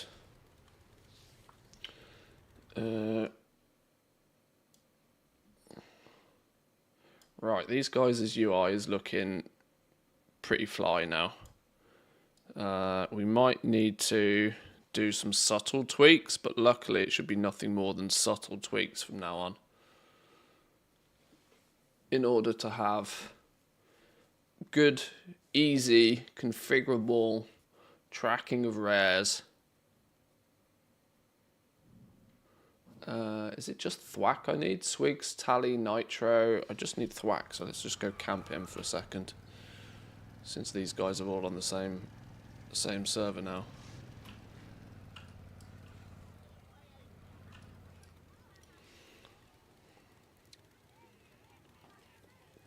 You can get 4 days, turn it around, and then inside out. That's true. Definitely true. Just 2 days. You meant 2 weeks, right? Well, jeans, you can get 2 weeks out of jeans. In fact, I don't believe in washing jeans. Full stop. I think jeans clean themselves. The wife disagrees with me, but I think jeans clean themselves. 2 weeks out of jeans? Absolutely. I don't recommend you should clean jeans ever.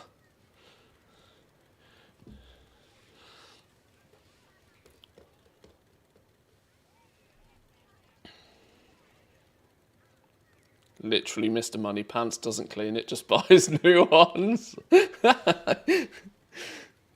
I've said that one day when I become a millionaire, starting an Asmund arc, no, one day when I become a millionaire and have significant amounts of disposable income, I'm going to wear new socks every day.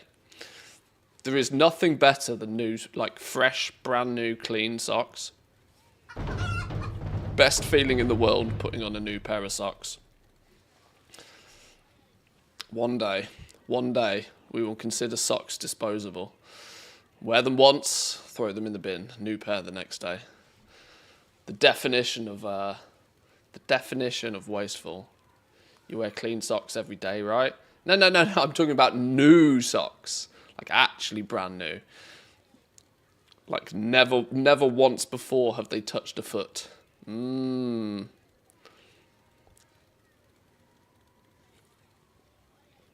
That will be the way. One day. Need a few more viral videos for that. Met a guy a couple of years ago that was developing a jeans-like natural fabric that basically auto-regenerates. Yeah, it's just jeans, right? That's jeans in a nutshell. The only time you should ever wash jeans is if they actually get actively dirty. You know, like you kneel in something or you fall over or do something dumb. Other than that, just, you know, just flap him out the window, put him back on again, job done.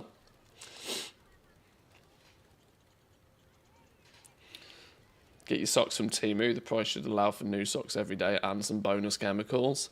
Wow, not with flipping Trump's tariffs these days. Even Temu's getting expensive. Whew. Times are hard.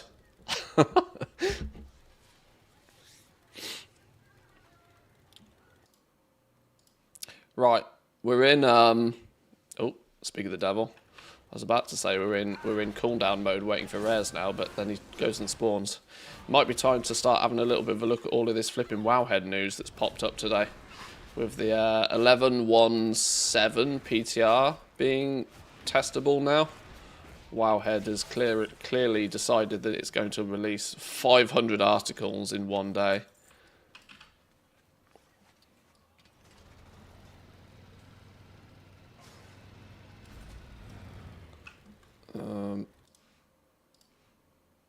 Let's check that all these macros and everything does what we expect it to do. It does. Log them all out. Let's get the next team in.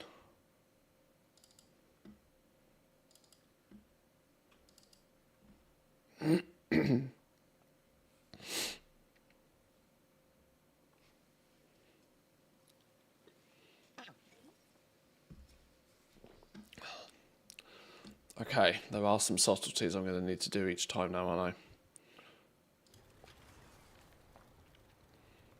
I? We need to invite everybody first. Why does it claim that everything is up? That can't possibly be right.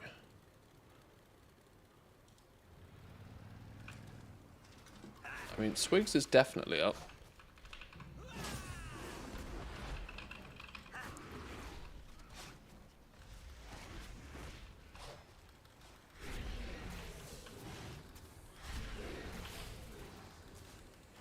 They're trying to make sure nobody misses vital information. Yeah, by burying the information under 12 layers of information within 5 minutes. Wowhead have clearly never heard of staggering content.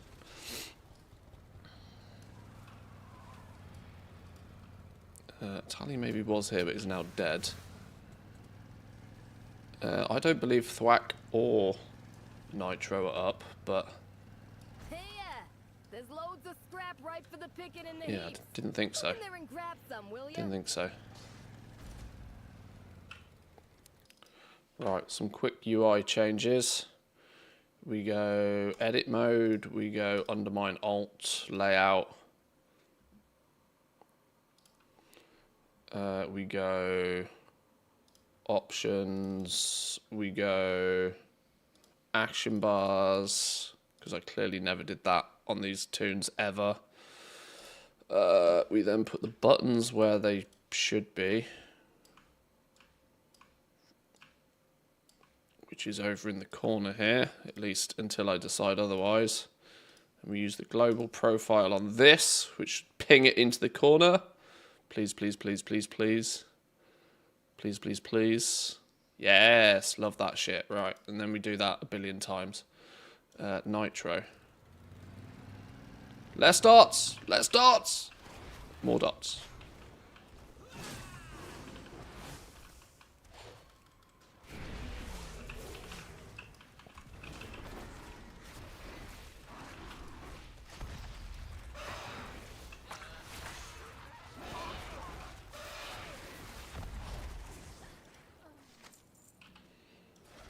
We need Tally and Thwack then. Tally was up 7 minutes ago. Thwack was up 3 minutes ago. So I'm going to assume that Tally is probably next. Meaning I'll sit over here for a minute while we do these ones. Options, auto loot, action bars, you lot. Go. Edit mode, undermine alt layout. Buttons in the right spot.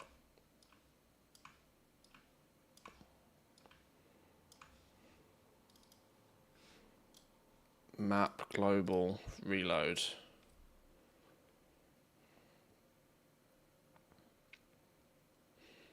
Bingo was his name-o.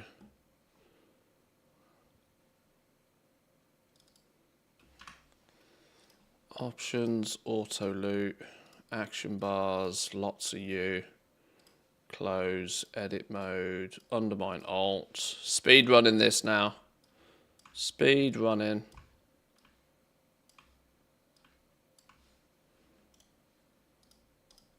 Boom. Did you understand what the blue square means in the tracker? Yes and no. It's that it's seen it recently on that shard, but it's dead. So on these, for example, Nitro is dead 1 minute ago. When it goes green, it means they're up and alive. Like Galagio now is green. He's up and alive. He's on 99% health on this shard. I don't know what the star one means, the favourite one means. I'll figure that out soon. Just not now.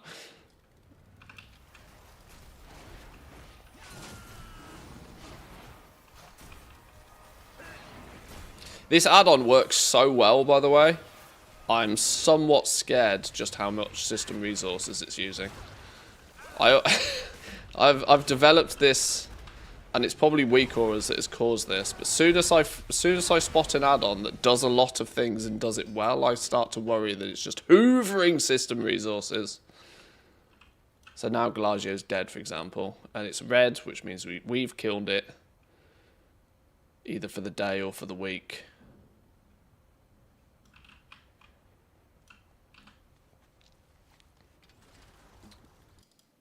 Okay, speed run this. Options, auto loot, action bars, some of them. Close that up. Edit mode, undermine alt layout. Change the globe. No. Put buttons down here first. Buttons, buttons, buttons, buttons. Buttons, buttons, buttons, all the buttons. Then we do... we do global profile. That will force a reload, but then it should all be good.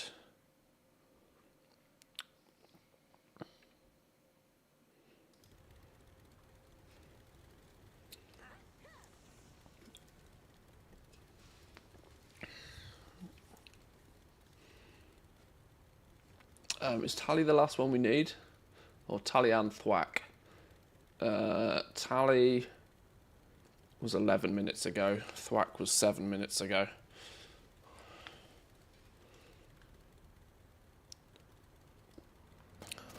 Now I am going to put some faith in this add-on tracking this stuff properly. But at least for now, it's not lying.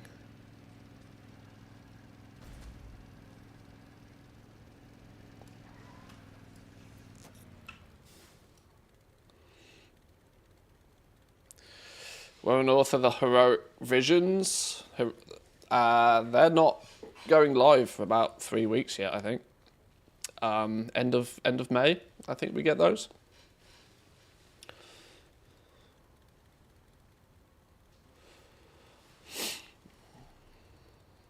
We have the Nightfall scenario and the leveling thing to play with right now.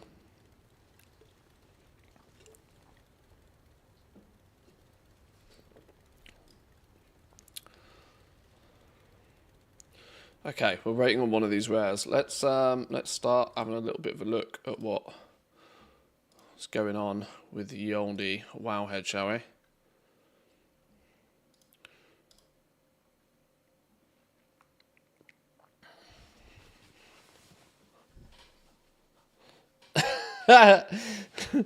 Not me being 2 hours trying to figure it out. Yeah, they're staggering the content these days, rather than giving us everything in one go.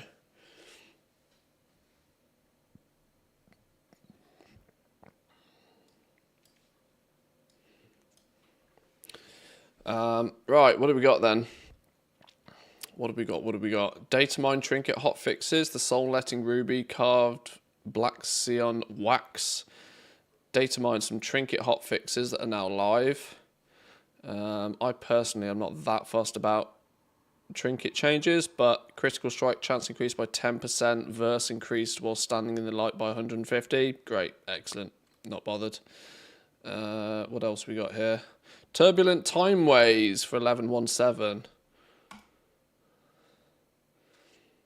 With the 1117 PTR available, we have our first look at the Turbulent Timeways event, meaning we have our first tentative dates for the launch of 1117. Well, we can pretty much guarantee exactly when it's going to go launch because it's in, they block things out 8 weeks. June 17th through till August the 5th of the Turbulent Timeways event. This means we'll get patch 1117 before June 17th. This aligns with Blizzard's release schedule, as June the 17th is exactly 8 weeks after the launch of 1115, which occurred on April 22nd. Yeah, this is just what they do now. Every 8 weeks, boom, boom, boom, have something. Based on the previous Turbulent Timeways event, this sets the dates for 11.2 and the War Within Season 3 being August 5th and then August 12th for the actual launch of Season 3. So, August, summer, just as it's nice and hot for a new season. Perfect time to sit indoors. Okay. Thwack has just spawned. Thwack is up.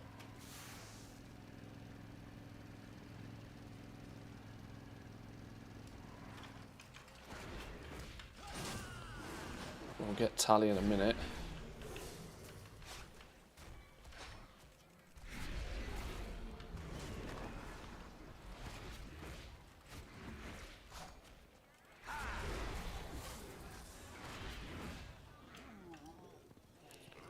Can you imagine what this list is going to look like when this isn't the actual zone that everybody is living in? These are just going to be all green. Just everything spawned. It'd be really nice to find one of those like god tier shards where nobody's been on it for ages. Right, my add-on seems to claim it's been 15 minutes since Tally's spawned. Now Tally's dead on the floor here. So I don't think it's been quite 15 minutes, but we'll see.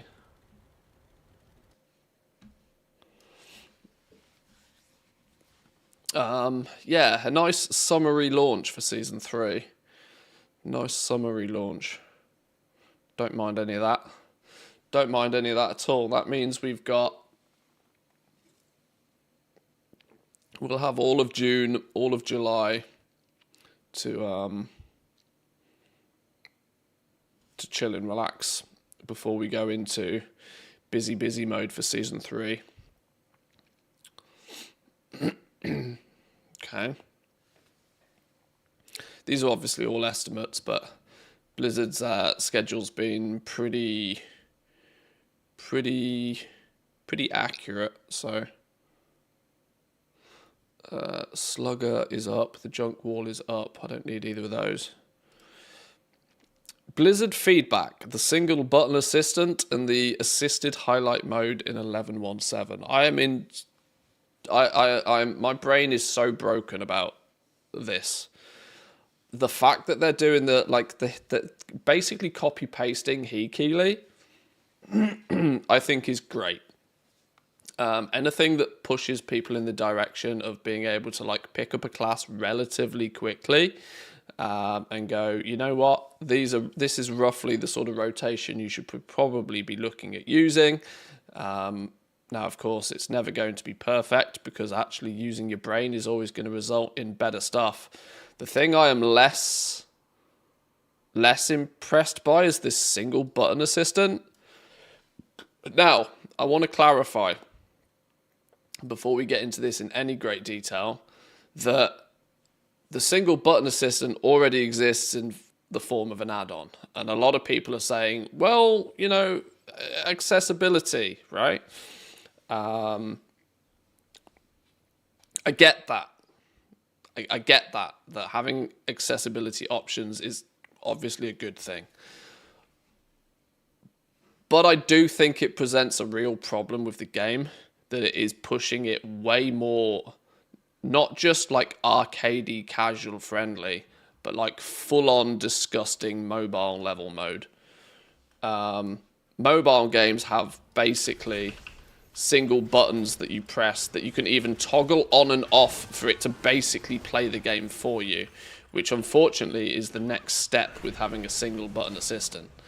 I mean, that you'll then at some point be able to just say, you know, toggle this button on or off, and it will just do a very simplistic DPS rotation so that you don't get kicked from an LFR or something. Like that, it's only one step away from literally the game playing the game for you, which is where I start to think it's a touch wild, honestly. It kind of, having a single button assistant, I just don't know. The game has been arcadey for a while, but I really don't think that lifting the skill floor up by having a single button assistant in the game is the smartest long-term move, honestly. Like I said, I know it's been possible already with the use of add-ons, and certain people have, you know, seeked out those add-ons for accessibility reasons, but it often also required people to put some time and effort and thought and understand their class in the first place in order to be able to make those add-ons into these one-button macros. Where if the game just straight gives you one, just press this button, you just like, this is how you're going to play World of Warcraft. It's literally going to, like, Keeley, it doesn't press button, you know, sure it shows you a priority system, but then you've obviously still got a keybind and muscle memory and this sort of stuff. This is sort of a useful tool to have. A one button thing is, I think it's a step too far, honestly.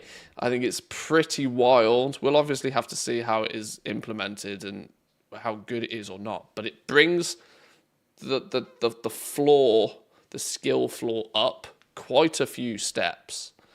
But yeah, it's going to need to be seen. I think it's simplifying the game. I think there is so much just too simple, honestly. They've made an extended blue post covering the functionality of the new single button assistant and the assisted highlight feature, dealing with what they will and won't do, and asking for feedback on the recommended rotations. I also don't trust Blizzard to keep this up to date, right? I think there's a strong possibility that unless it is completely AI driven and that they don't need to update it themselves, like if it requires zero dev intervention to keep it updated, then sure. But otherwise, there is absolutely no chance that Blizzard are going to keep this up to date. With all of the class changes and everything that happens as frequently as it does.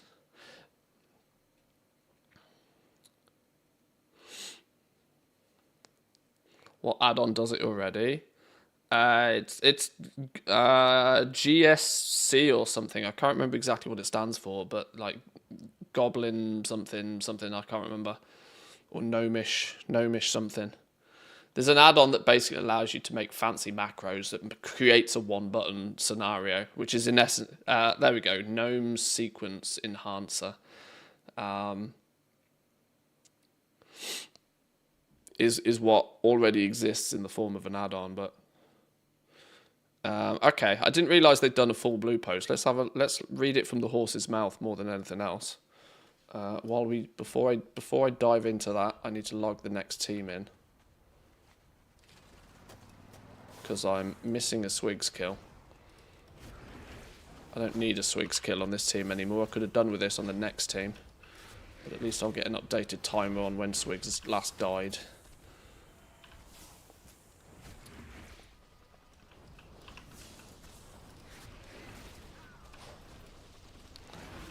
We'll get into it in more detail in a second. Give me 30 seconds to log these dudes out.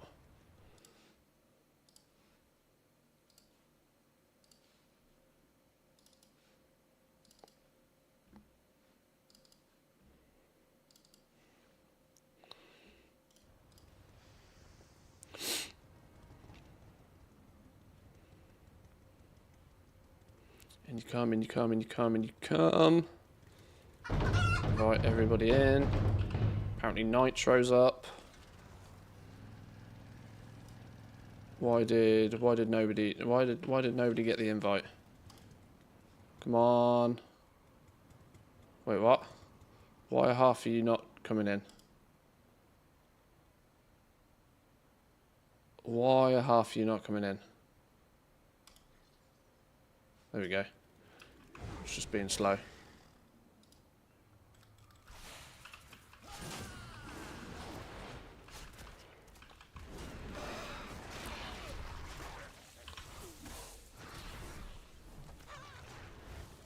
I think they're making a rod for their own back here. The QQ when one class does double the DPS of another using the one button assist is going to be intense. I've always thought for years that Blizzard tries far too hard to balance things out, and that their incessant need to balance everything causes them to actually just like almost balance the fun out of lots of the game modes. But yeah, you're absolutely right. The fact that people are going to be like, oh, well, I can log on and use the one button keybind and do 50k DPS, and then this other class only does like yeah.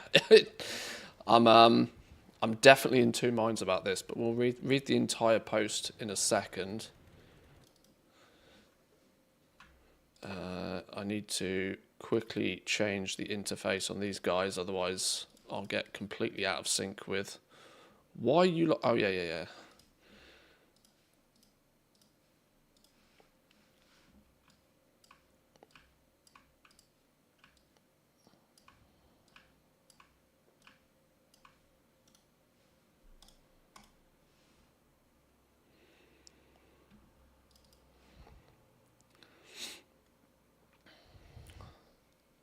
Who's that? Flyboy. Don't care about Flyboy.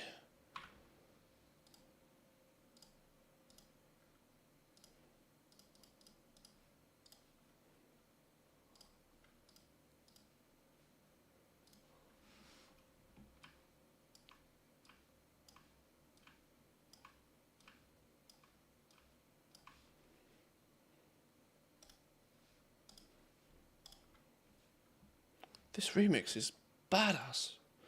What's this? This is a really cool remix of this. On a totally side note.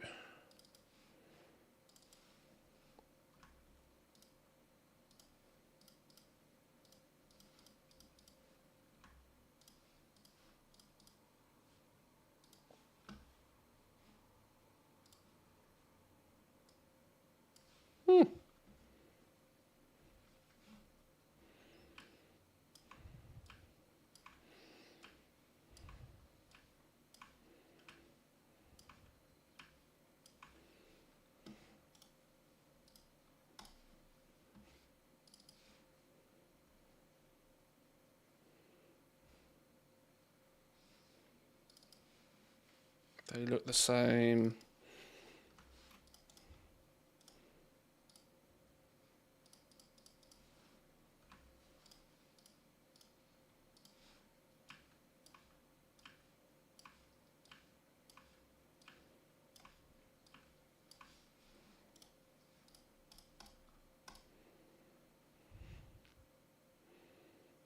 Totally haven't just added it to the playlist.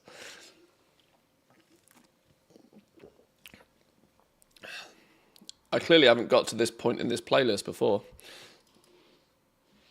Okay, right. Let's get a little bit more back on track though. Nitro Slugger down. Tally, Swigs, and Thwack needed. UIs are looking clean again. Okay, right. This is a badass tune as well, but let's get back to this, right. From Kyvax himself then. In the Legacy of Aratha PTR, there are two new ways to interact with the game, the single button assistant and the assisted highlight mode. These are designed to help new players who are trying out a new specialization, or those looking for additional guidance on ability usage. These new modes only manage your damaging spells and are primarily designed to be used by damage specializations. Both will still function if you try and use them as a tank or a healer, but they will only cycle through your damaging abilities and not any of your healing spells or survivability abilities. As with the new cooldown manager added in 11.15 updates, these will continue to evolve over time. Sure, okay. The single button assistant. The single button assistant is a new spell you can click and drag onto your action bar from the top right of your spellbook and then use it like you would any other spell on your action bar. So you can flip in foot pedal the entire DPS rotation. The single button assistant will cycle through a prioritized list of abilities that your character knows and automatically use them against your current target. To see the full list of abilities that your current spec will use, you can right click on this ability while looking at the top right of your spellbook to expand or collapse the list of spells that will be cycled through. Using this single button assistant will impose a penalty to your GCD, global cooldown, because they're already clearly aware of that. If they give this ability to literally every single person in the game natively, that it has to be capped in some way, shape or form. Otherwise, what flipping point do you have of learning how to play your class in any way? Like, you know, if it's the normal GCD, correct me if I'm wrong, is 1.5 seconds by default. So this has got to be at least a 2 second per button press, surely, right? They've got to at least impose a solid 25%, 30% sort of. Sure, you can do some very basic DPS, but you are still going to be bottom of the DPS charts using this kind of approach to this. Lifting the skill floor up from you literally pressing no buttons or just auto swinging is probably fine. But I shit you not, this whole process is also going to open the world up to like bots as well. Oh my lord. 0.2 seconds based on the footage that they showed. That's the penalty, is that what we're saying? So it goes up from 1.5 to 1.7 GCD. Okay, sure.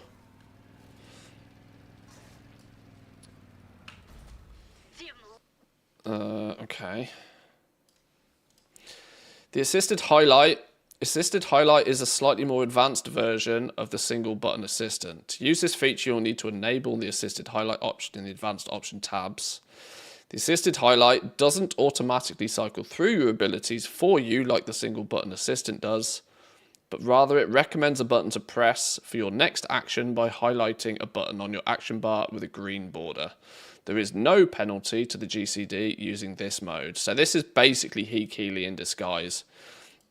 even though Hikili will still be better because Hikili can also be told to either use defensives or not use defensives or prioritize AoE or, Hikili is still going to be better at doing this. But this, I think, is a great addition to the game.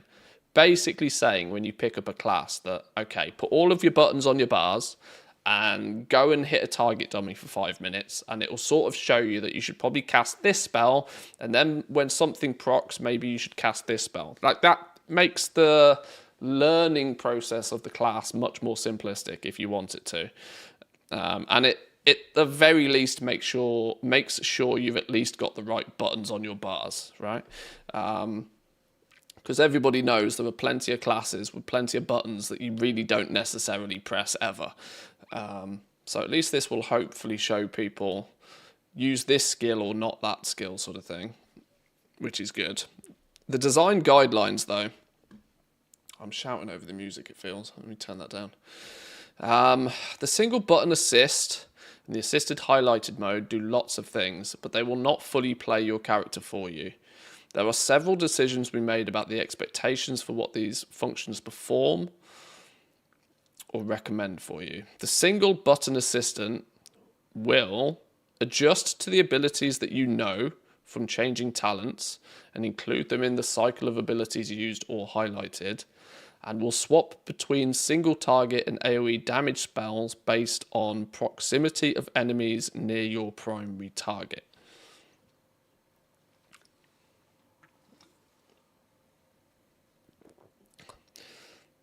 The single button assistant and highlighted modes won't move your character around the world or use any mobility buttons like blink, sprint, or heroic leap. Change targets for you if your target dies or if you want to debuff multiple different enemies. Use major offensive cooldowns like Avenging Wrath, Blade Storm, or Ascendance. See, that's an interesting one. That's an interesting one. To not build in any of your cooldowns. So you're still going to have your one button assistant, but then you'll still have to pop your cooldowns whenever you believe it to be the right time. It will not interrupt enemies or otherwise use crowd control spells. This will also then highlight in great detail the people who are using it and people who are not using it. I mean, I think, correct me if I'm wrong here, people are much better at interrupting stuff than they ever used to be. There was a long time where people didn't even know what interrupting was. But now it seems to feel that people at least have the button on their bars most of the time. But this might push people to just use this one button thing, never giving any thought to interrupting again. Okay. Nor will it heal your low health characters or use defensive abilities. It won't use any trinkets, potions, trade skill items, or other items from your inventory. So they are deliberately handicapping its usefulness in order to try and make it not too overpowered, which they clearly have to do. And it leaves that skill ceiling for people to still learn their class. They're still going to have to pop cooldowns. They're still going to have to learn to interrupt.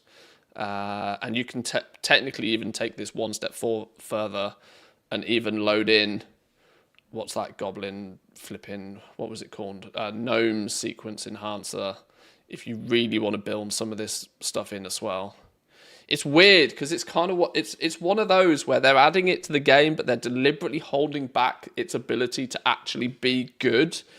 And so it's another one of those where it seems if you're going to have to handicap it so much, why bother adding it? Like, why bother adding it in the first place if you're going to deliberately have to make it shit so that it's not over? Like, it's really fine line stuff, real fine line stuff. Which makes the whole thing very questionable for me. The Hikili copy paste, I think is great. This single button assistant though, I think it's a dumb move. I don't think it's a smart move. I I don't think the one-button assistant's a real smart addition, honestly.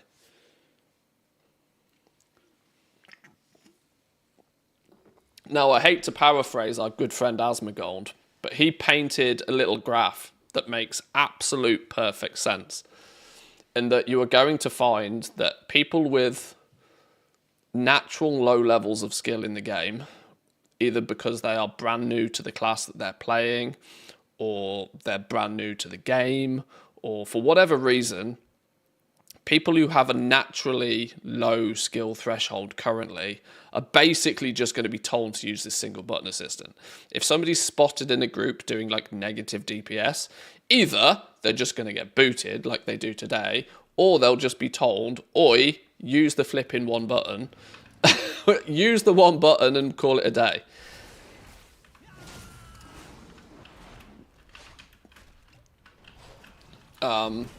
So in that regard, it doesn't ever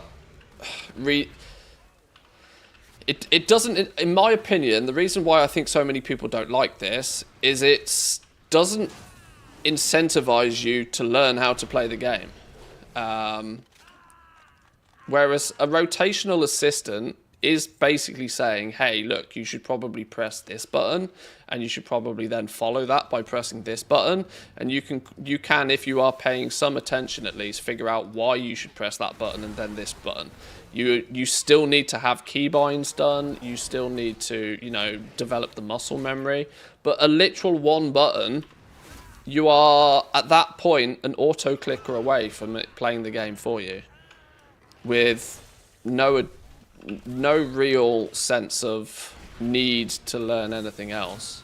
Now, if you're just strolling around doing world quests, then you do you. That's the thing. But the problem is that this is gonna encroach in group play massively encroach in group play.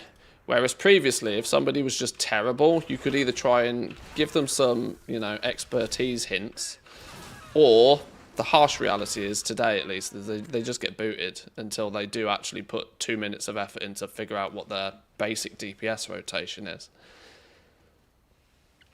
It's kind of like them saying that they can't be asked to fix the new player experience, also known as teaching them the game. Yes, see, this is it. This is the thing. It's like, for me, it feels like the one button assist is basically saying you don't need to worry about learning how shit works. Just drag this one button to your bar and press it repeatedly, and hopefully people won't notice that you're just, to use a phrase, bad, right? That's the thing. It's the wiping their hands of the, need to teach you the basics. Whereas telling you that this is a button you should probably press after this thing happens, or then this is probably the next button you should press, is fine, because it still requires you to put all the buttons in the right place, still requires you to keybind them, still requires you to build up that muscle memory of using what and when and this sort of stuff.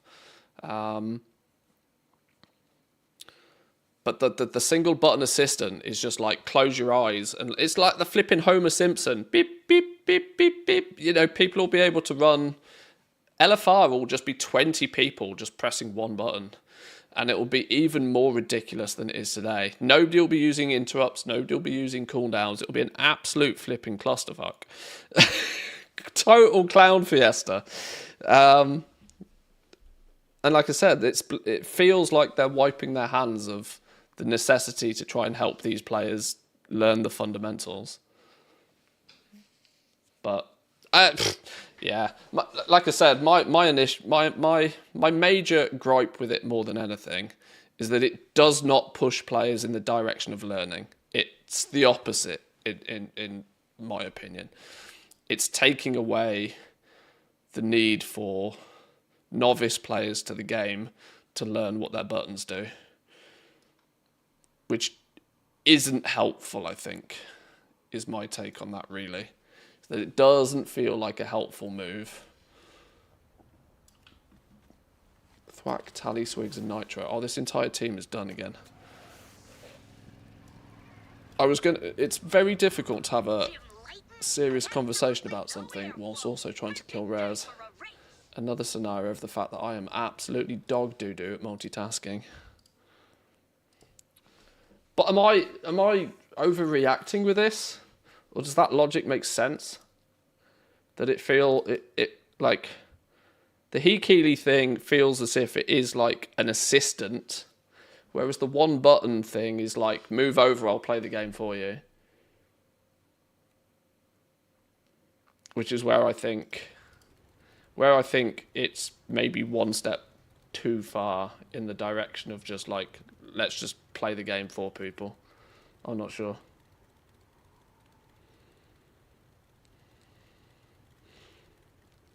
Fire's gonna be hilarious. I don't even know where to start with like, yeah, your basic queuable content. I can't decide whether it will bring up the skill floor enough to that it will actually make things like LFR at least a little bit palatable, or whether they will make it so easy for people to do 40% of their optimal DPS that nobody will start making the effort to catch up that extra 60.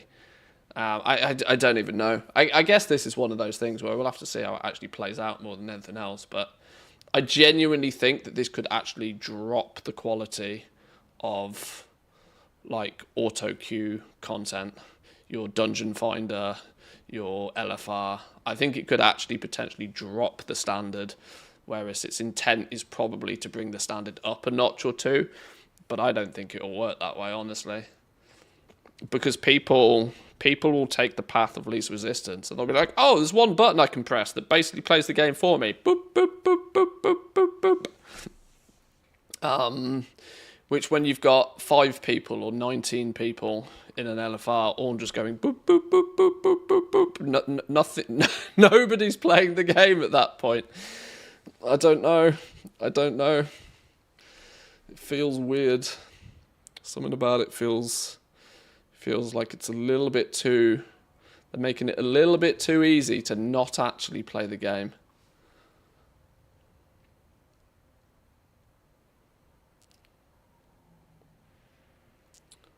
I'll use this function when I log on to an alt that I haven't played for like a year to get the hang of it, then turn it off.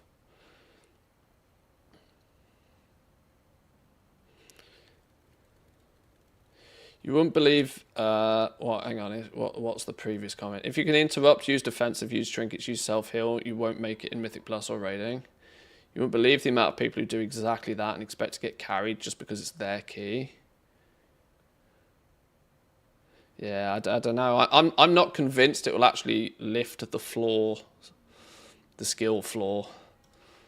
The Hikili integration, I think, definitely will, because even if you choose not to use this, at least this pushes you in the right direction. It's like, oh, this is a... How many times have I logged on to a character and been like, oh shit, what's this button I should be pressing? And then I open my book. Oh, I didn't know I had this button because spec changes every 3 minutes.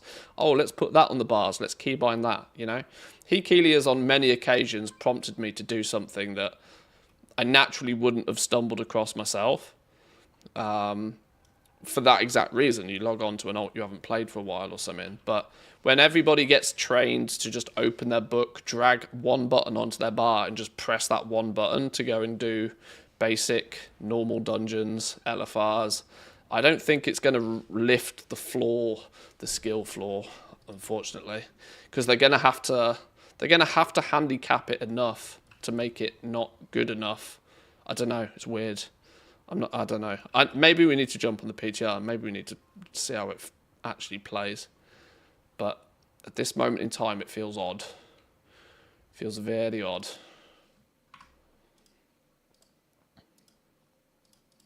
I was half expecting them to say that, yeah, we're going to add a DPS meter and, well, we're integrating Hikili, cool. I was not expecting them to turn around and say, yeah, we're going to give you a one-button macro that plays the game for you. It's difficult. It's difficult.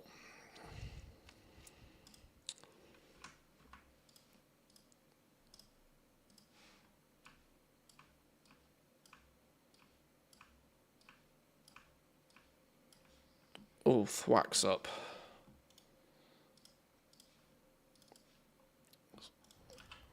Let's go kill Thwack.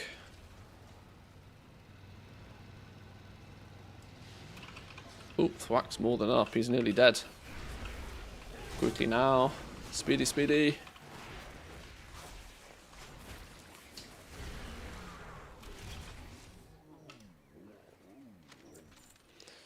Yeah, they did mention that they're considering adding a damage meter.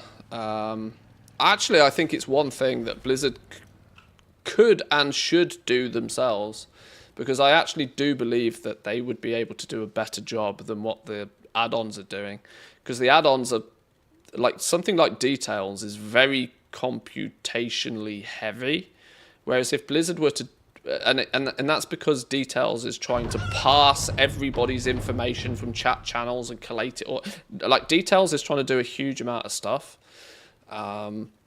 whereas if Blizzard were to do it themselves, they don't need to be pulling all of this information first, because they created the information, it's already there. The likelihood is if Blizzard actually did a DPS meter, it would basically be a very, very lightweight thing. Certainly more lightweight than running details. So in that regard, I think that's definitely a win. Without question, that would be a win.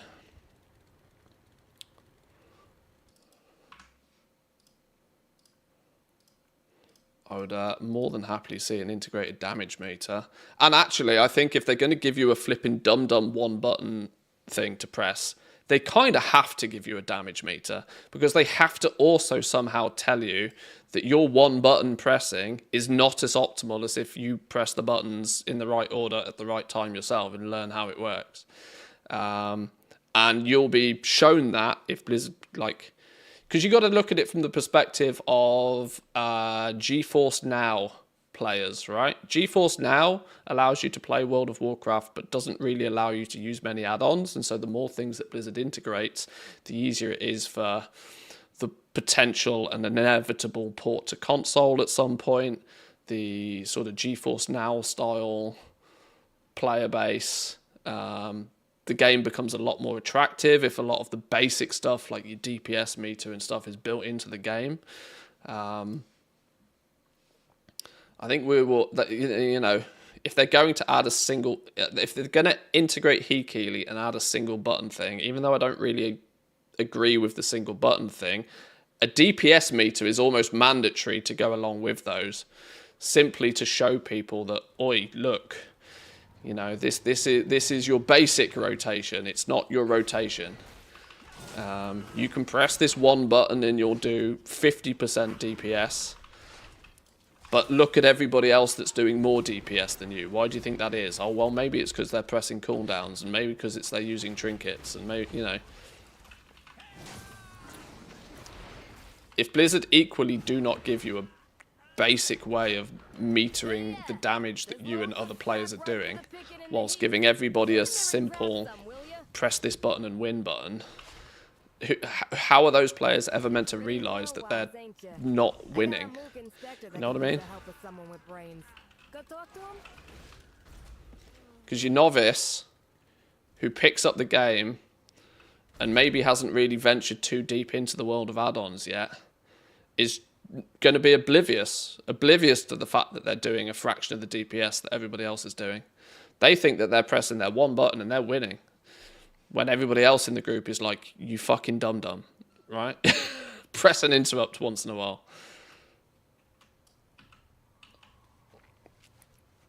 So DPS meter's going to have to be a thing.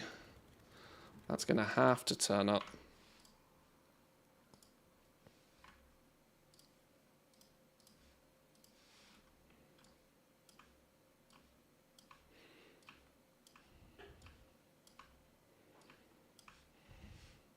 So like I said, I don't mind integrations that sort of push people in the direction of being better, but I don't really want to see Blizzard integrate things that just plays the game for them.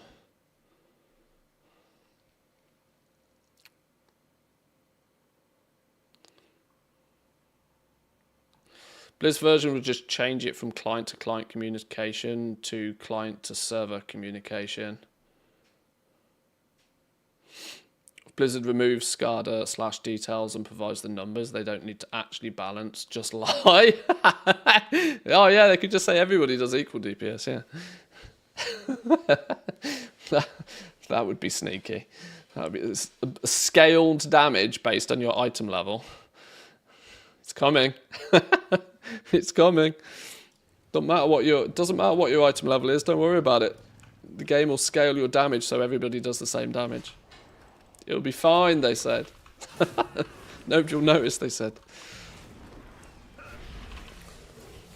One button thing's a good indicator that WoW is heading to console. Oh, WoW is absolutely heading to console. Fucking game's owned by Microsoft. Of course it's going to console. It's not a matter of if in my mind anymore. It's a matter of when. We have full controller support in-game. They are slowly but surely allowing the UI to be more customizable, integration of more simplistic, fundamental add-ons. All of this is moving in the direction to eventually make it to, this could be one of the things that they plan to do after this World Soul saga, for example, right? They tie up loose ends, get things ready for then, well, we were talking about this the other day, the potential of like a WoW 2.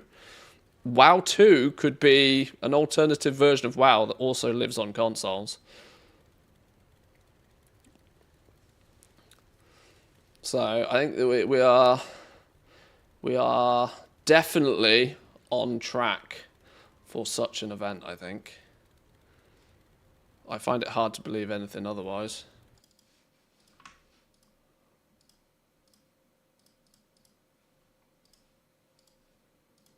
Because, as I always try and emphasize, if in doubt, follow the money. Not to say that World of Warcraft has saturated the PC gaming market, but over 20 years, there's basically nobody that considers themselves a serious PC gamer that hasn't at least heard of or considered trying World of Warcraft at some point. There is a monstrously large untapped market called the console market. And now with Microsoft at the helm, I mean, what else are they going to do? They didn't spend 70 billion for nothing,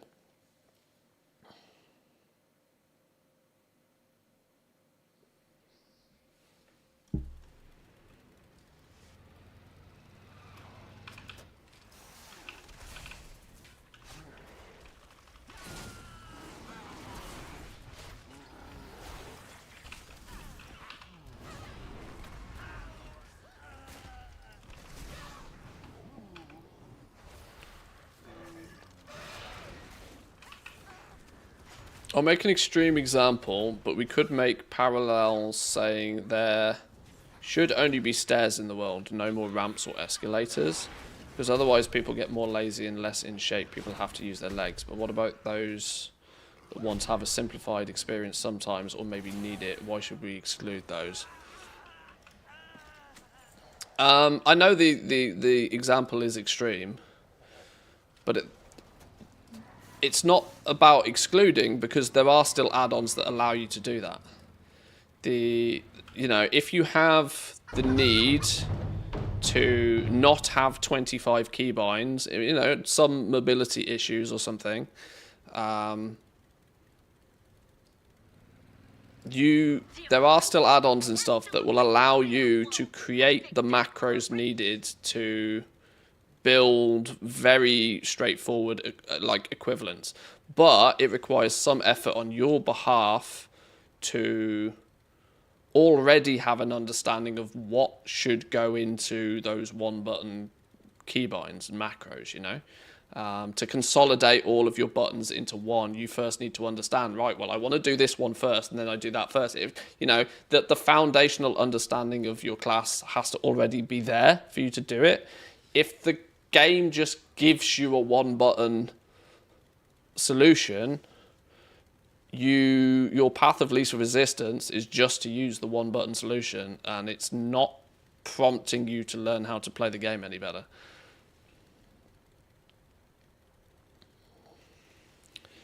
WoW on Game Pass when? That's another topic for another day, but also quite likely.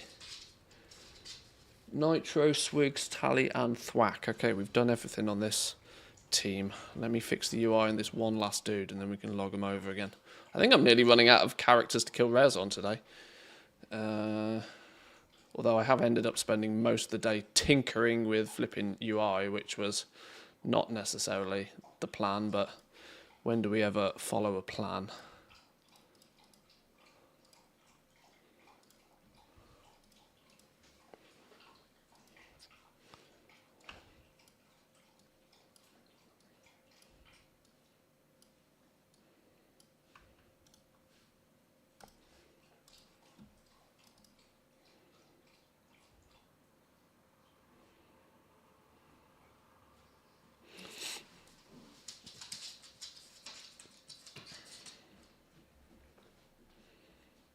Console on WoW will split the community even harder than Moses ever could. I don't think Blizzard has finally figured over the years that there's plenty enough players out there that doesn't really matter. As long as you have a World of Warcraft subscription in some way, shape or form, they're happy. And there's reasonably enough people in the game for, you know, with the technology they have now to merge you all onto the same place. You know, if Blizzard has 10 different shards and there's like one person on all of them, so it feels empty, they smush you all into the same shard, for example. You know, they've got the tech now to make it feel busy, even if it technically isn't. I don't think they really care about splitting up the player base anymore. Classic showed them that if you give people choice, it doesn't really matter. It doesn't really matter. People can be playing Classic, people can be playing Season of Discovery, people can be playing Retail, people can be playing Hardcore. It doesn't really matter to them because there's enough people out there gaming and they have the technology to take the areas that are slightly underpopulated and smush them together to make things look and feel busy all the same. I don't think splitting the community up is really something that's of great concern to them anymore.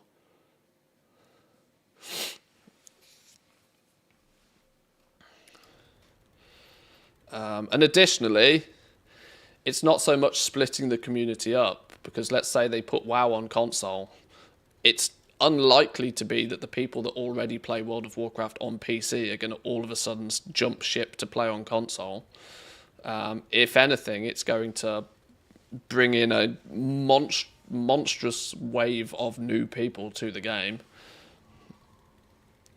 It's unlikely to split the community. It's more likely to grow the community, which in the grand scheme of things is clearly good for the game.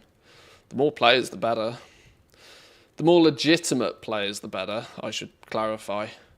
One of the issues you do have if WoW went Game Pass, or WoW goes console, or heaven forbid WoW even goes free to play, you know, maybe they just keep the subscription. I think Blizzard will always need to make sure that they keep the subscription with WoW, because otherwise, you think it's a bot fiesta now? Oh boy, you wait. If they make the game in any way, shape or form free to play, it's going to be bot heaven within seconds.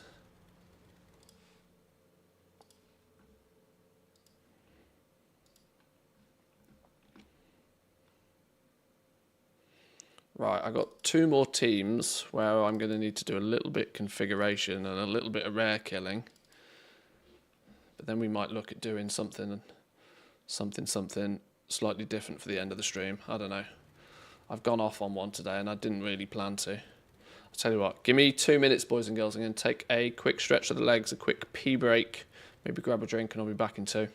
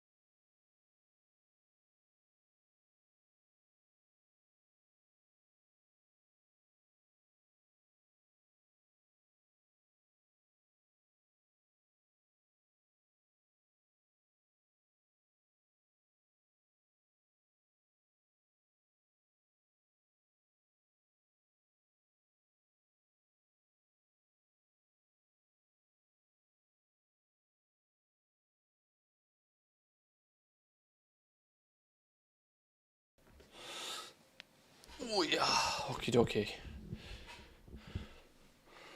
Right, let's get this. I think this was the penultimate team, I think. And then I've run out of characters to kill rares on.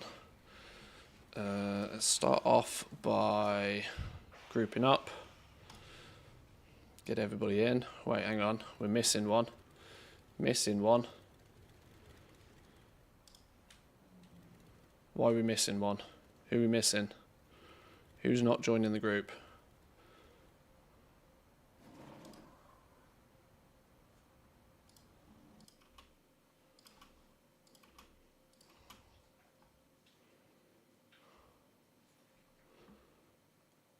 Why is Money Blaster not joining the group?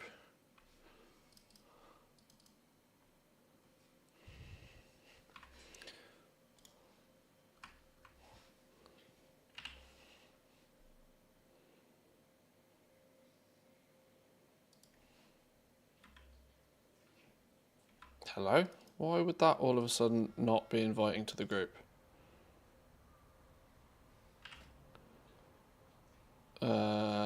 It's because my main character, for some reason, doesn't believe they're part of the community. Well, that's an interesting little bug I've not encountered before.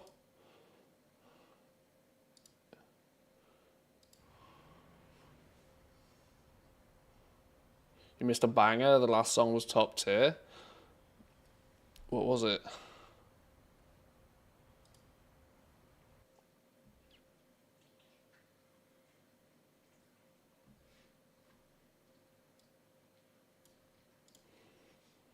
He'll come back round.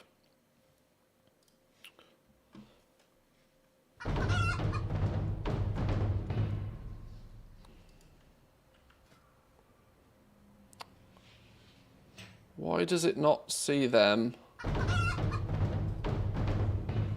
in the community? They don't even see themselves in the community. What? They don't even see themselves in the community. How's that possible?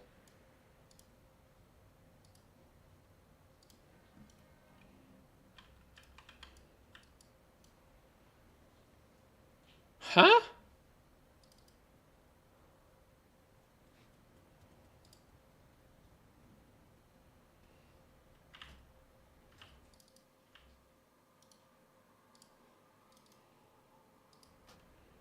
Okay, I can get them in that way for now. That's a weird bug that I'm going to need to try and figure out what the hell's causing that. That's odd. They're in the community, but they don't show up as being online in the community. Weird. See if I needed something else to try and figure out. Right, okay, well let's get some of this stuff sorted. Change the UIs up a little bit.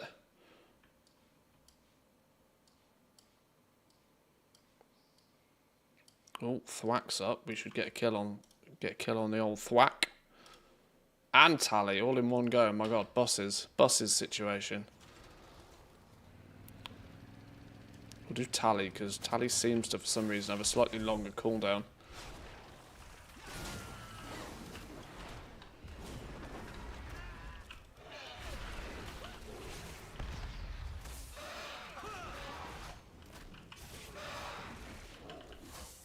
And if we're lucky, we can get over to Thwack, because it doesn't even look to have been pulled yet. Stuck in combat.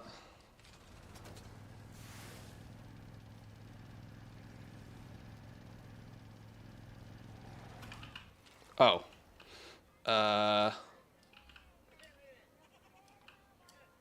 Well, it's dead. Okay, we missed the Thwack kill. Maybe this add-on doesn't pull its information quite as expected, but it works. It's only let me buy 9 WoW tokens and not 10.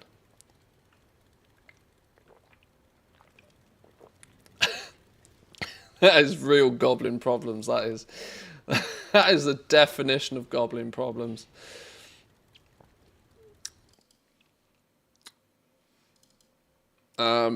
Yeah, that is probably true, that you probably have one lying around somewhere. If that's the case. You can only have 10 in your bags at once. but that is across all characters. So if you've got one lurking on an alt somewhere, just a casual 350k lying around somewhere that you don't know.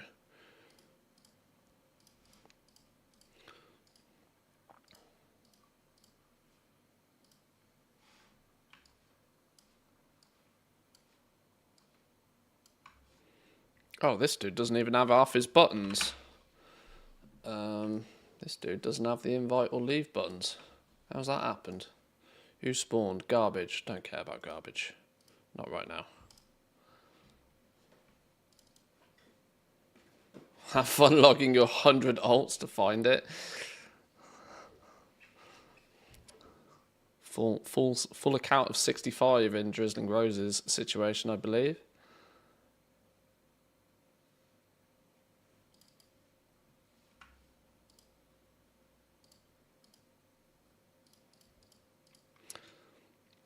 Lose a WoW token on your birthday. Unbelievable performance.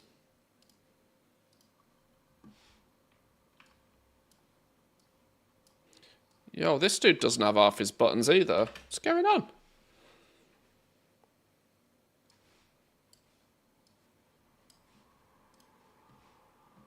Who's that? Swigs.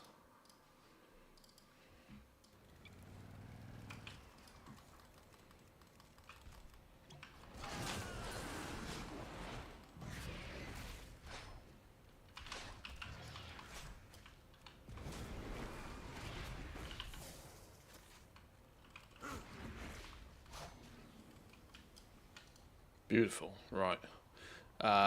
What's that? Two more. Thwack and Nitro. Both this side of the world. Nitro has been killed 4 minutes ago. Thwack 3 minutes ago. So it's 50-50. 50-50 who spawns first. Right, you're done. Let's get your settings fixed.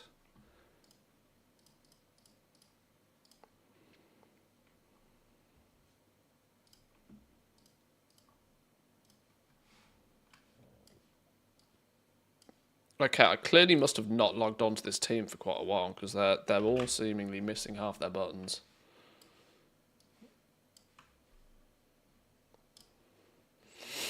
Put the map in the right place.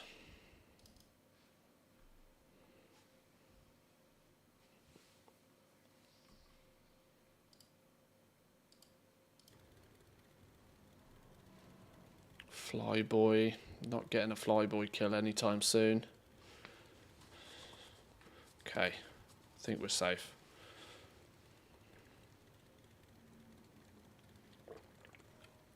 These are my Draenor teams, unfortunately, which means I can't do any realm hopping on these, but give it a few weeks, give it a few days, I might be able to swap out some of these toons for newly leveled ones on other realms to do a bit of swappity. Otherwise, I'll just push all these teams to the bottom of the list, so that even if we do make it to these teams, it's later on in the day. Get the fast stuff out of the way first.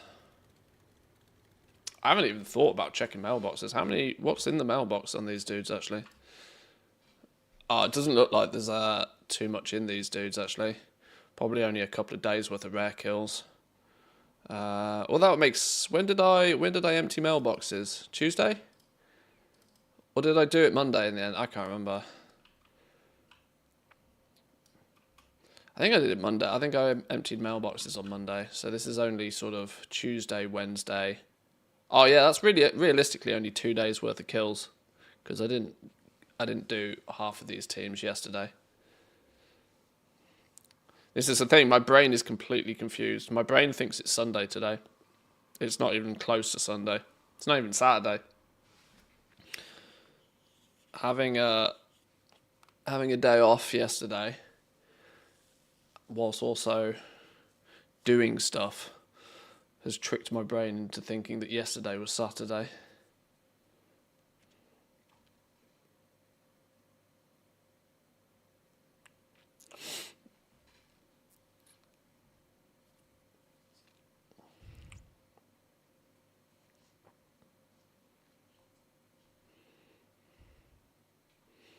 I know the second I go back and start looking at stuff on Wowhead, one of these guys is going to spawn, but I guess that's the dream, right? Right, so in essence, my final thoughts on this single button assistant and the highlight mode is that Keely good, single button assist not so good. I think that it is one step too far into allowing players to basically just not play the game, but still play the game. Whereas the integration of Keely, I think, is only a win. And that's a definite win. It is going to be slightly problematic to see if Blizzard devs themselves actually have to have any input to update it when they make all the class changes. I know Keely, the dev of that, is just god tier at keeping it up to date. I can't imagine a dedicated Blizzard employee is going to get tasked that for the next however long, which will cause it to be incomplete and spaghetti code, I'm quite sure, but we'll see.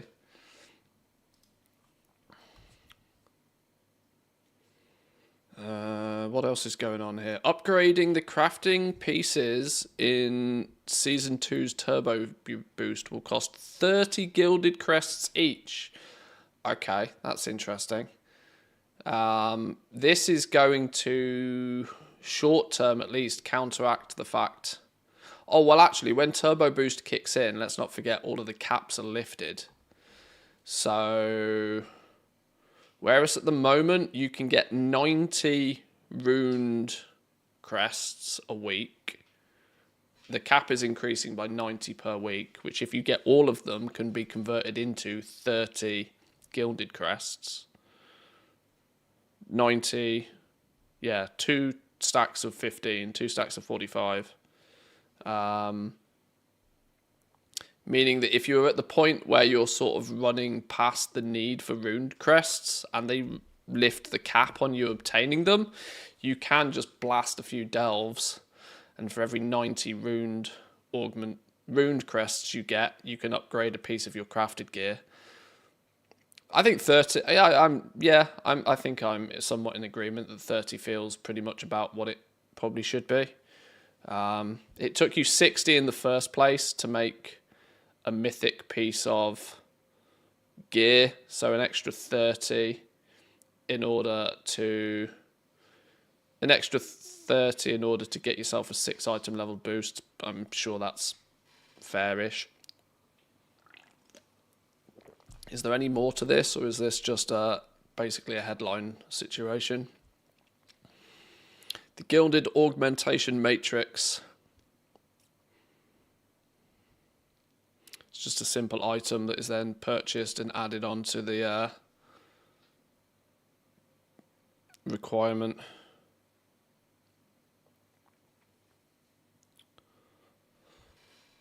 Oh no, okay. This screenshot is somebody that's... Okay. This is a misleading screenshot because they're not using all Quality 3 Gloom chitin. I was worried for a second then that it does weird stuff to the skill difficulties, but I don't think it's going to make any difference whatsoever.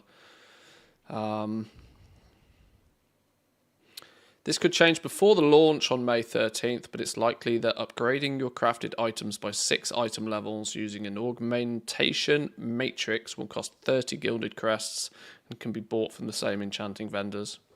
Easy enough. Fair. Let me kill Thwack real fast.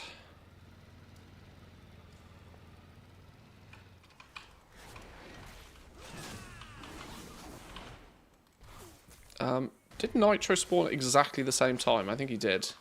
Either that or I was looking at Nitro. It's now much easier to see when these rares are up though on my map, which is the result that I wanted from changing the mini-map. Oh, Nitro's just disappeared. That means he's dead. God damn son of a gun. Both Nitro and Thwack spawned at like exactly the same time. Well, I got one. We'll have to wait for the Nitro kill. Well, back to the news. Yeah, 30 I think makes sense. Are they doing runed augmentation matrices for 15 gilded?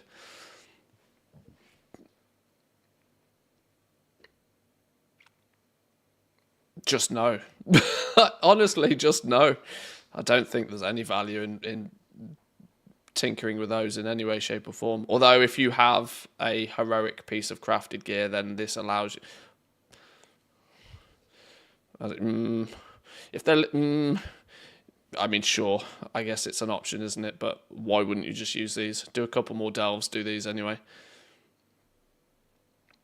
Once you get Augmentation Matrix, there's a new slot on the crafted gear that can be used, but of course will require a recraft. Now, that's also going to add, in some cases, a sizable cost to those final 6 levels as well, because a recraft is 50% of the initial crafting cost, which on some pieces of crafted gear can be, you know, there is some still crafted gear out there that even with the cheap prices that we have today, is still quite expensive.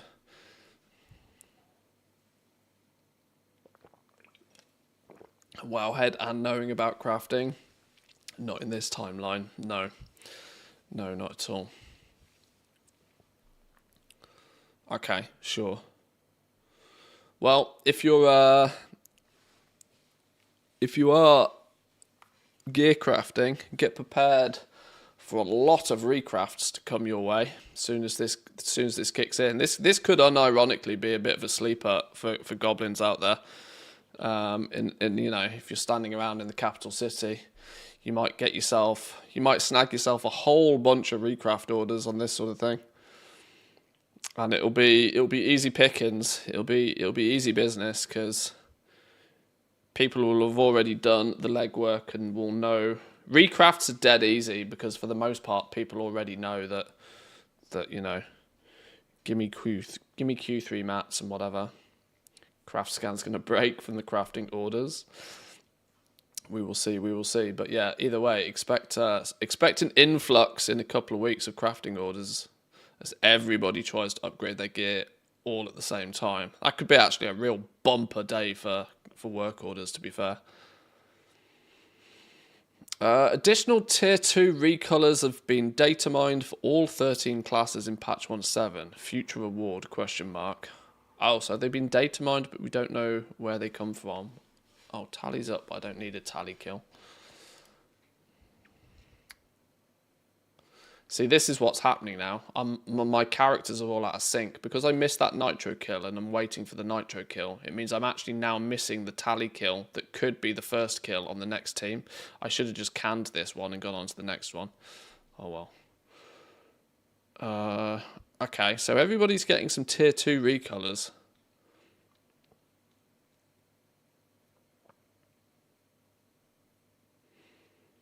Death Knights, Demon Hunters, Druids with the big horns, Evokers looking very green, Hunters.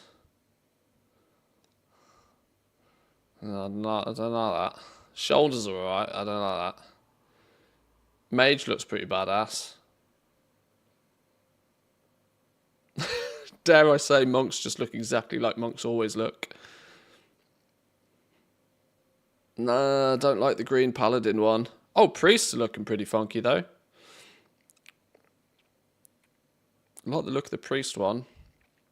Rogues, dark blue, quite stealthy. Eyes give them away. Those shoulders for the shamans are badass. Warlocks just looks like a warlock. And unironically, the warriors just look stupid. Yeah. Alright, well, we'll see what they end up being then. Because if they've been data mined as being in the game, they'll be used for something. We'll end up chasing those down at some point, no doubt.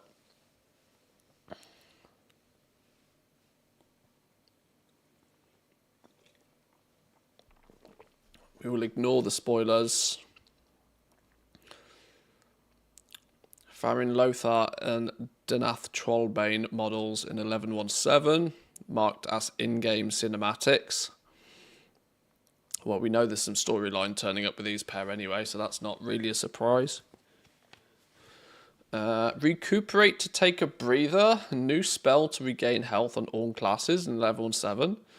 What's this? Take a breather, prepare some food, and have a meal, restoring 150% of your maximum health over 30 seconds.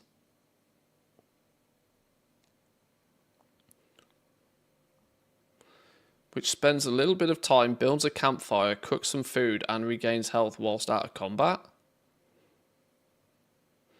Has no cooldown, plays a nice little animation over the course of its channel, despawning upon moving in the world. Huh. Drop down a campfire, cook yourself some sausages, nom nom nom nom noms. Interesting. No cooldown. Well, that's clearly going to change. Yeah, they've basically made Bran's integrated Bran into day-to-day life.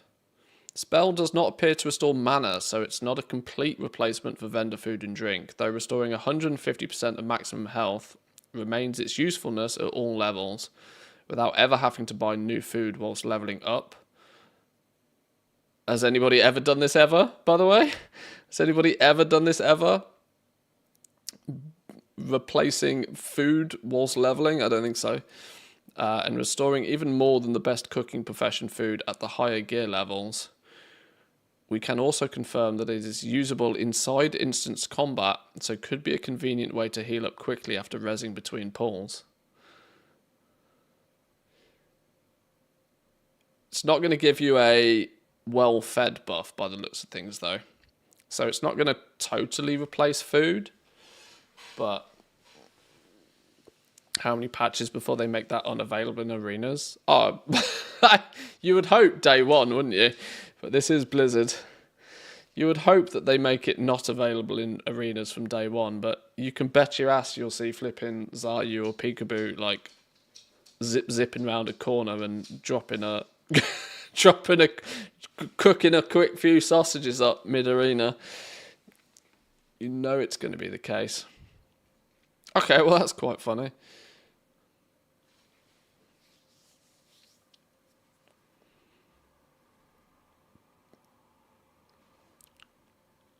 Dropping a skillet during a blind. Yeah. Yep, that's going to be it. Oh, there's some official dev notes. Can we read the original? Okay. The Arathi Highlands campaign then. Whilst attention has been focused on Kazangar, a new storm is brewing in the Arathi Highlands. Tensions are rising between the Horde and Alliance. Join Ferrin and Denath as they attempt to quell the rising tides of hostility between the two factions in a new multi-quest campaign. You get to experience this new 2-chapter storyline with branching viewpoints for each faction as you play through. I love how they've decided to call it a multi-quest campaign. 2. Players will receive a few new rewards for their efforts, because of course they will. The Stromgard Tabard, the Magheart Tabard, and some shoulder transmog inspired by Fenrin's own pauldrons. Okay, sure. Skillet issue. I like that. That's clever. It's clever. Doing that over somebody that you've just ganked is kind of BM. It is a bit, yeah. Go lore walking with Lore Walker Cho. Players level 10 and above can speak to Lore Walker Cho in Stormwind, Orgrimmar, or Dornogal for a renewed questing experience. Hello? You'll step back into some iconic lore moments in Azeroth with both previous quests and a few new ones. There are 3 available repeatable quest chains. Meet the Ethereals, travel to the Netherstorm to fight Dimensius, meet up with Illyria and Locust Walker in Legion, and head into the Shadowlands to meet the Brokers and gain access to Tazavesh. You'll also meet up with Venari. Does Blizzard watch my stream? Experience Xal'atath's storyline, learn more about the Blade of the Black Empire in Legion, see how Xal'atath gained her body in Battle for Azeroth, and go back in time to the Black Empire to experience Xal'atath's encounter with the Old Gods.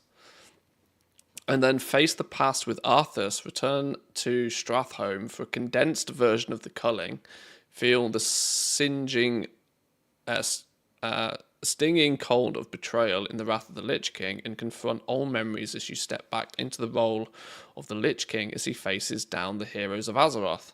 Whilst lore walking, you won't be able to undertake any other quests, but you'll be able to exit at any time you like and return to Cho. Ooh, it's almost like Blizzard watches my stream.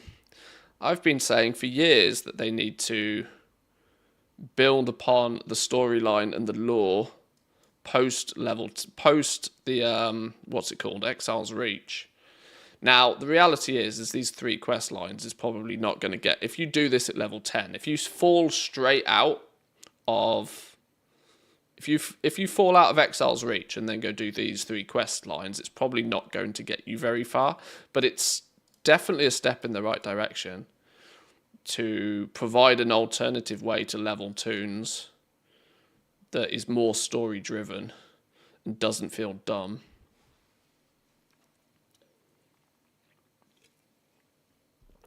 I kind of have the approach that they should probably just build on Exile's Reach and take it all the way up to like level 70 now.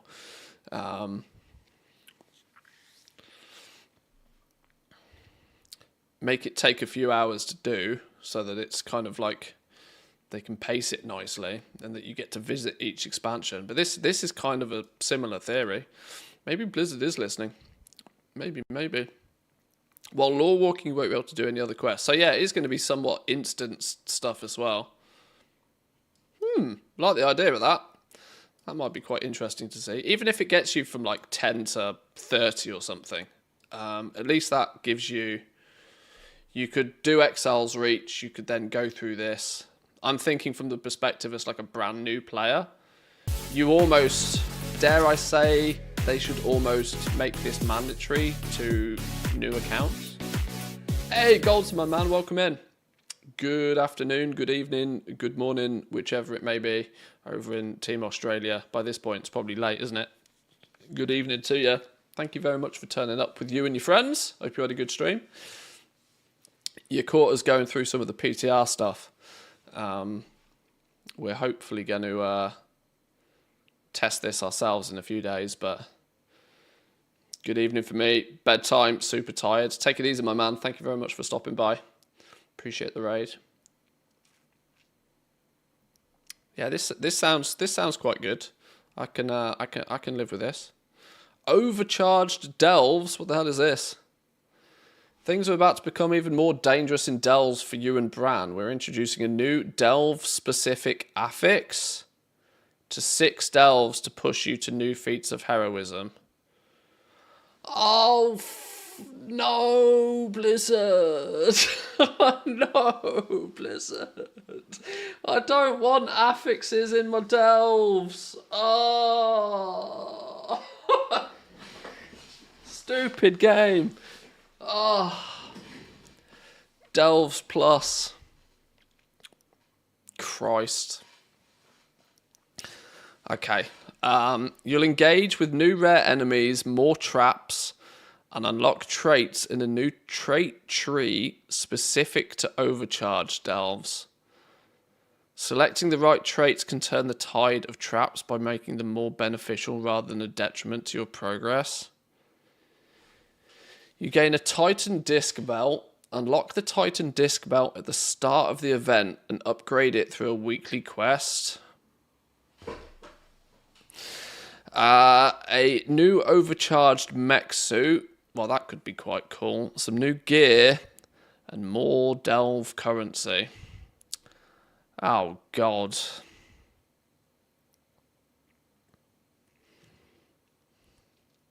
You know how I've been saying for weeks how there's not enough replayability in delves, and it's the one thing that's likely to mean that they fall flat on their face because people will very quickly realise that this is dumb level boring. Clearly Blizzard thinks the same. So this is where they're going to try and crowbar in some replayability by basically turning it into Mythic Plus but for delves. Maybe I'm just being overly scared by the word affix. But it's one of the things that people who don't really care for Mythic Plus, it's one of the reasons why a lot of people who don't really care for Mythic Plus don't care for Mythic Plus.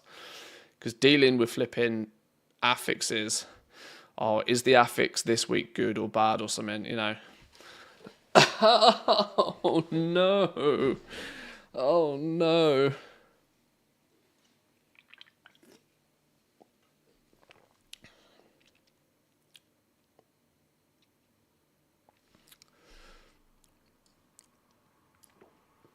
Upgrading a Titan disc belt through a weekly quest. Why isn't this something that they're pushing into Season 3? Why are they launching this at the tail end of Season 2?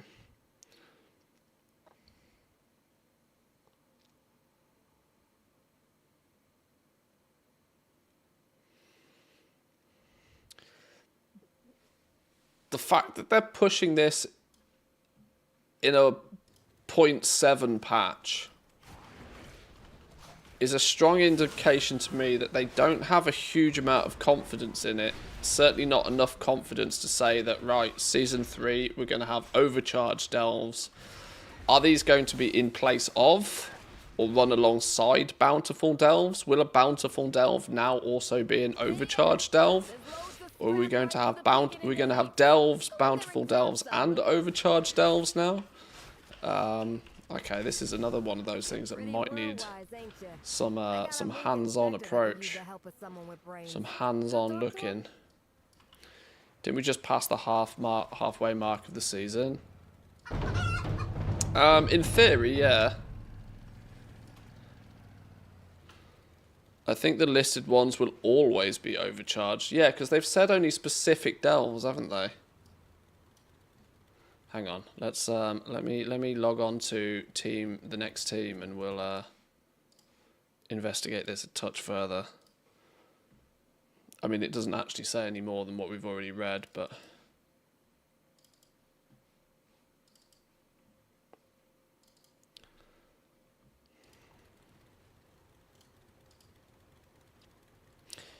Kriegvall's Rest, Skittering Breach, The Spiral Weave, Nightfall Sanctum, Fungal Folly, and Side Street Sluice are going to be the overcharged delves.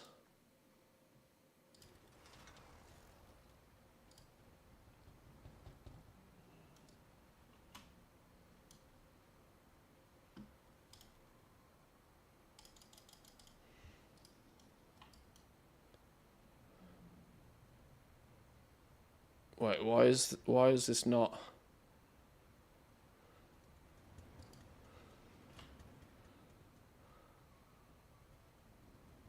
Okay, there seems to be some weird scenario going on. That half of these rares don't necessarily, half of my characters don't necessarily seem to be showing up.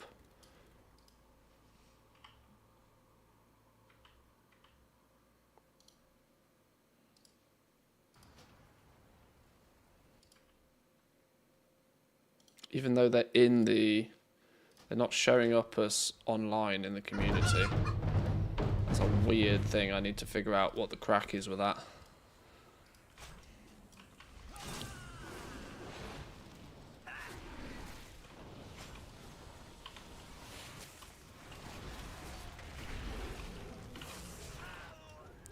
Kill Swigs, kill Tally, get 2 down nice and fast.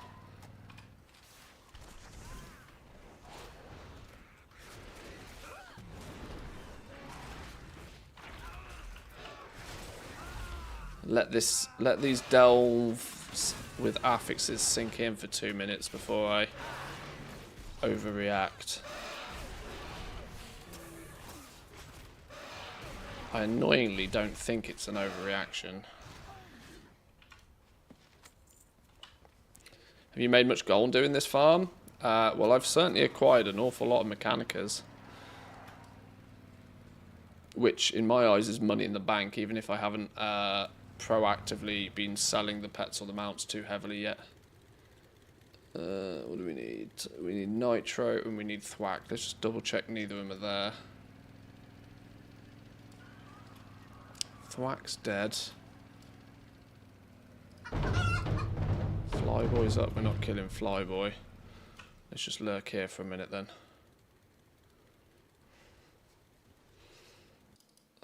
Let's make a few tweaks.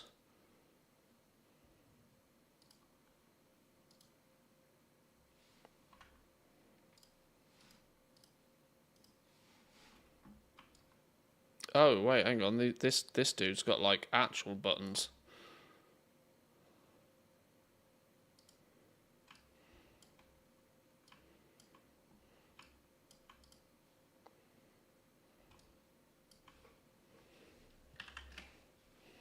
That's because this character's actually had a proper job once upon a time. His proper job was to do some herbing and mining, I think. Yeah. What are we changing this to? Use global profile.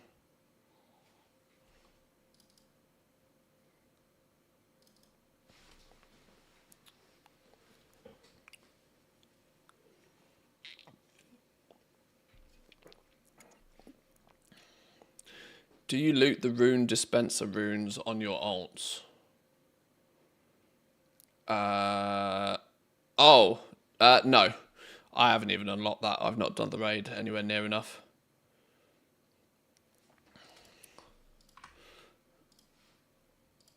I'm not even sure if it's possible to... I'm going to assume it is. Aren't they soulbound, though, those ones?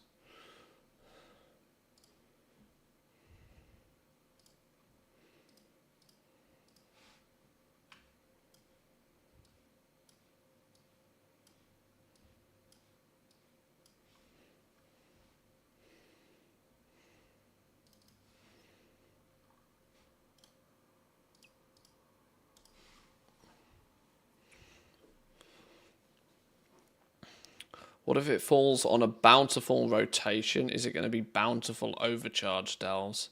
It's a very good question. I do wonder how the logistics of this are going to be. Are those because are those just then not going to be bountiful in any way? How does overcharge delves work with Bran experience as well?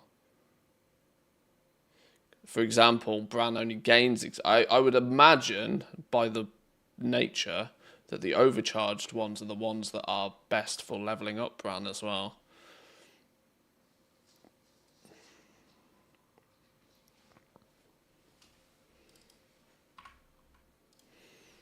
I'm not going to overreact and QQ too hard on delve affixes. But I am going to be openly cautious about it before I see it.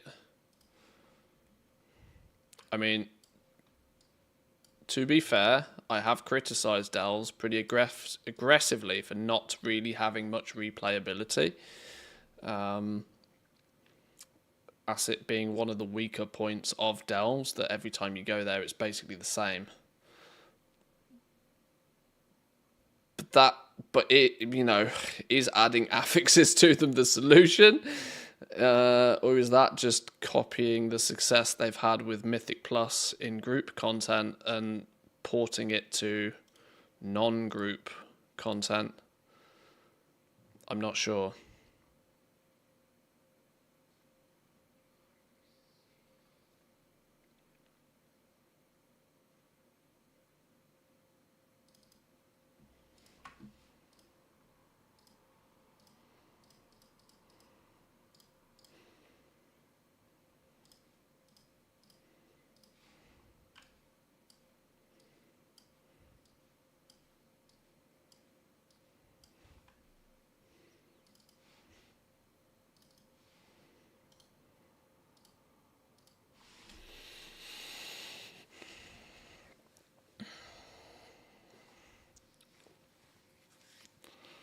And overcharge is just going to be additional rewards as well.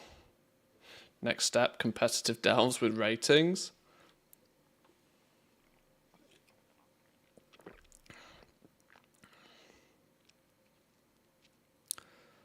I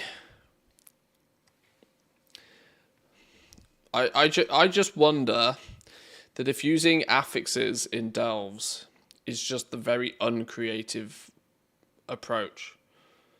What's your D+ score? because we have mythic. Like I said, I somewhat think this is just like, there isn't much replayability in Delves.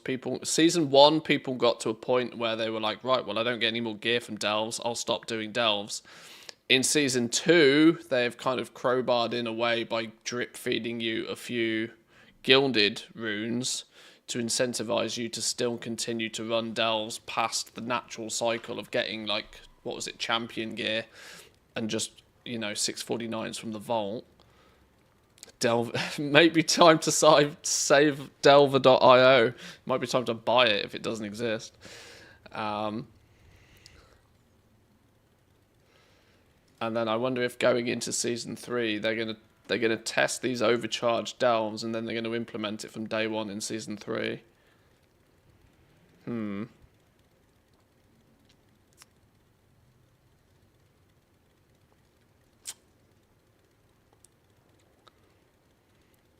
What's your D+ score out? Something your mum gave it a great score. Yeah, there's mum jokes all over that one. Screaming mum jokes.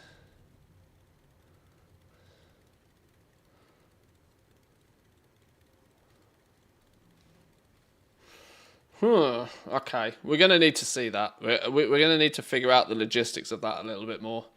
Does Overcharge stack on top of Bountiful? Does it replace Bountiful?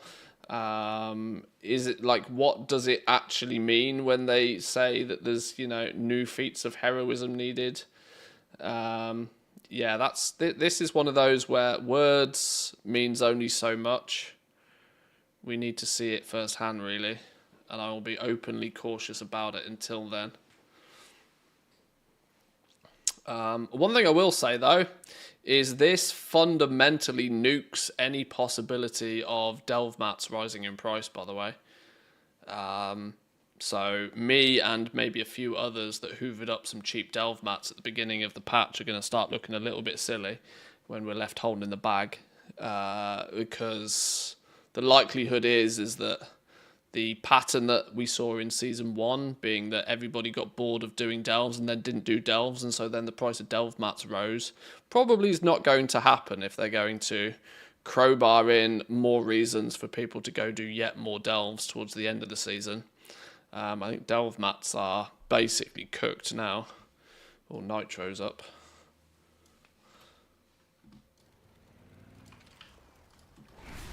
So think about that perspective of it a little bit, maybe. There's loads of scrap right for the picking. Already written mine off. Yeah.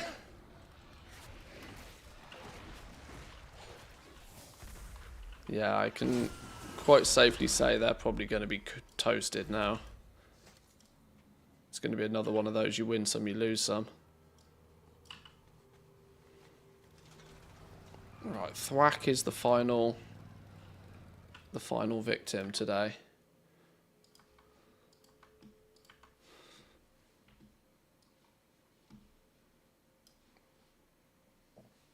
There's the new UI options, which we spoke about, combat assistant and the single button assistant, so I don't really feel the need to go through this in too much detail.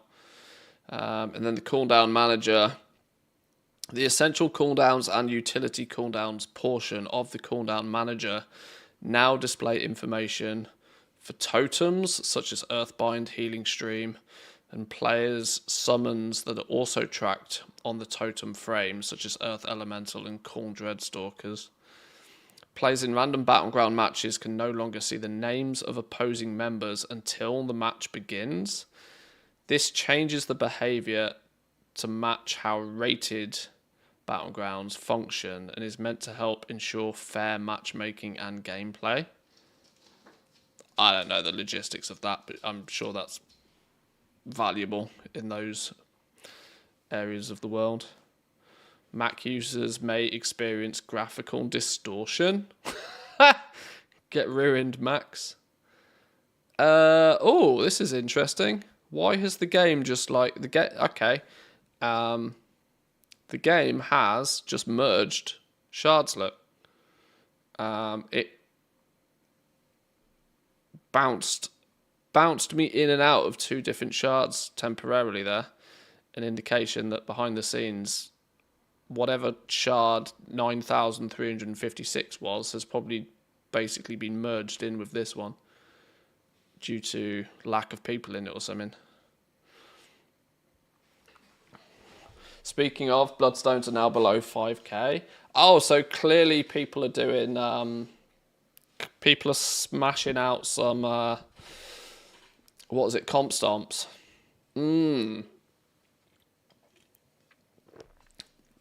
That's interesting.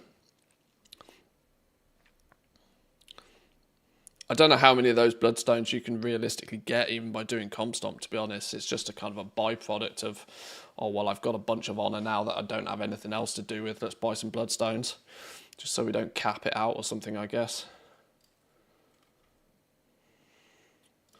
Okay, fair enough. So that's basic patch notes. What else we got? Ashes to Ashes. The Legion expansion meta achievement is coming in 11.17. Oh god, I haven't even done the BFA one yet. Oh lord. Meta achievements are turning up faster than I can do them. Oh, Tally's up. Oh, I've killed Tally. Oh, okay. Oh boy. I didn't do hardly anything in Legion. I am going to be massively behind the curve in Legion, I can guarantee. Ashes to Ashes joins the ranking of other expansion-wide meta achievements with a Farewell to Arms, the BFA one, Battle Back from the Beyond, the Shadowlands one, and a World Awoken in Dragonflight. Currently, this achievement is pretty incomplete, including only the raiding achievements, one of the dungeon achievements, and an incomplete quest achievement. Okay, so early PTR stages on that one, but expect it to happen. Currently, we have the following achievements as part of the Legion meta. The Emerald Dream, defeat all of the bosses in the raid on normal difficulty or higher. Trial of Valor, Nighthold, and Antorus. Defeat them all. Defeat the raids, basically. Legion Dungeon Hero, complete all Legion dungeons on heroic difficulty or higher. This is the old Legion achievement and does not include the dungeons Archway, Court of Stars, Cathedral of Eternal Night, Return to Karazhan, or the Seat of the Triumphant. That will probably change then. Broken Memories. Aid the people of the Broken Isles by completing the achievement below. There are currently no achievements linked to this achievement. Okay, so it's still super early days in this one then.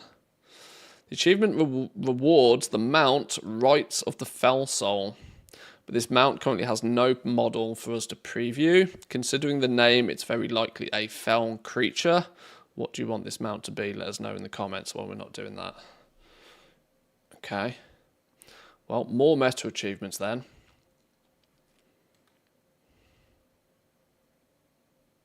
This is slowly shaping up to be kind of what I expect a 0.7 patch to be. You know, those odds and ends that don't really make much value, or they're not headline features enough to be put into the main content patches, so they just sort of sprinkle them in.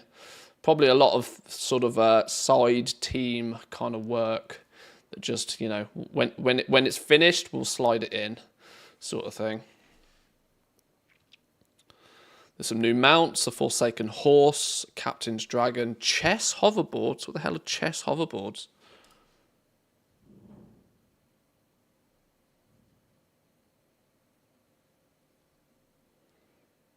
Celestial Serpent. We have a green one. Didn't we get gold one from Remix?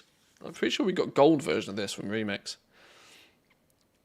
Oh, look, these are like Karazhan chessboards. Clever. Oh, thwacks up. Hang on. We'll ogle at some mounts in a minute. Oh, this is potentially the last rare I need to kill today. I'm running out of alps now.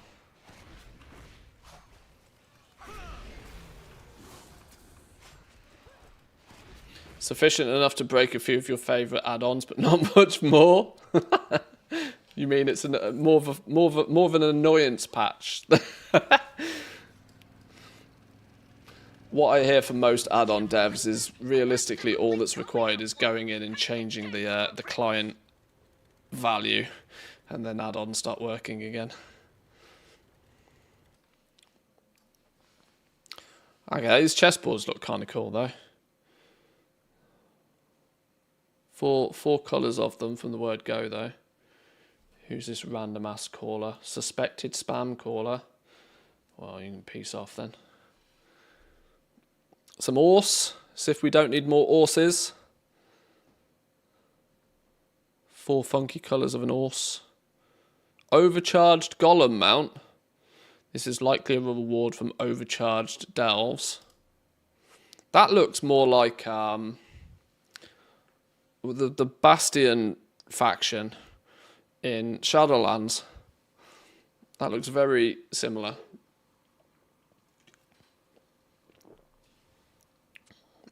When people make you wait 5 minutes for the crafting order just for 100 gold commission to be added, I need a second ignore list. Yeah. Pirate Dragon. New reward from the Turbulent Timeways event. Hello. He's cool. Got an hat on. Reward from BFA Time Walking. Moonlit Night Saber. And an Ivory Savage Mane. Cool. Some extra mounts for people to hunt after. We looked at the updated Tier 2 remodels. Collector's Bounty buff in 11.17. Increased legacy loot drops. Is this going to be another one of those like odd occasional seasonal like weekly bonus buff things? Alongside the main features of 11.17, Blizzard has also announced a new event called the Collector's Bounty. While details aren't clear, the event is aimed at players hunting for legacy loot, increasing their drop rates. Alongside the Greedy Emissary, we're also providing a Collector's Bounty buff, which will aid players in the hunt for legacy loot by increasing drops in legacy content throughout Azeroth. We'll share more details when we're closer to its release. Oh, so they might actually be implementing a proper, like, transmog farming event. It's an interesting twist. This could also be in preparation to tie in quite nicely with everybody going back and doing this sort of stuff to collect all the new decor items for player housing. You know, wombo combo, this Greedy Emissary and the Collector's Bounty buff when going and farming your decor. All we can do for now is speculate. Well, in that case, not interested. I don't want to hear Wowhead speculation. Overcharged delves and the Titan disc about possible new borrowed power in 11.17. Flipping out. Wowhead really know how to print a clickbait thumbnail, don't they? Crowbar in the words borrowed power just to rile everybody up.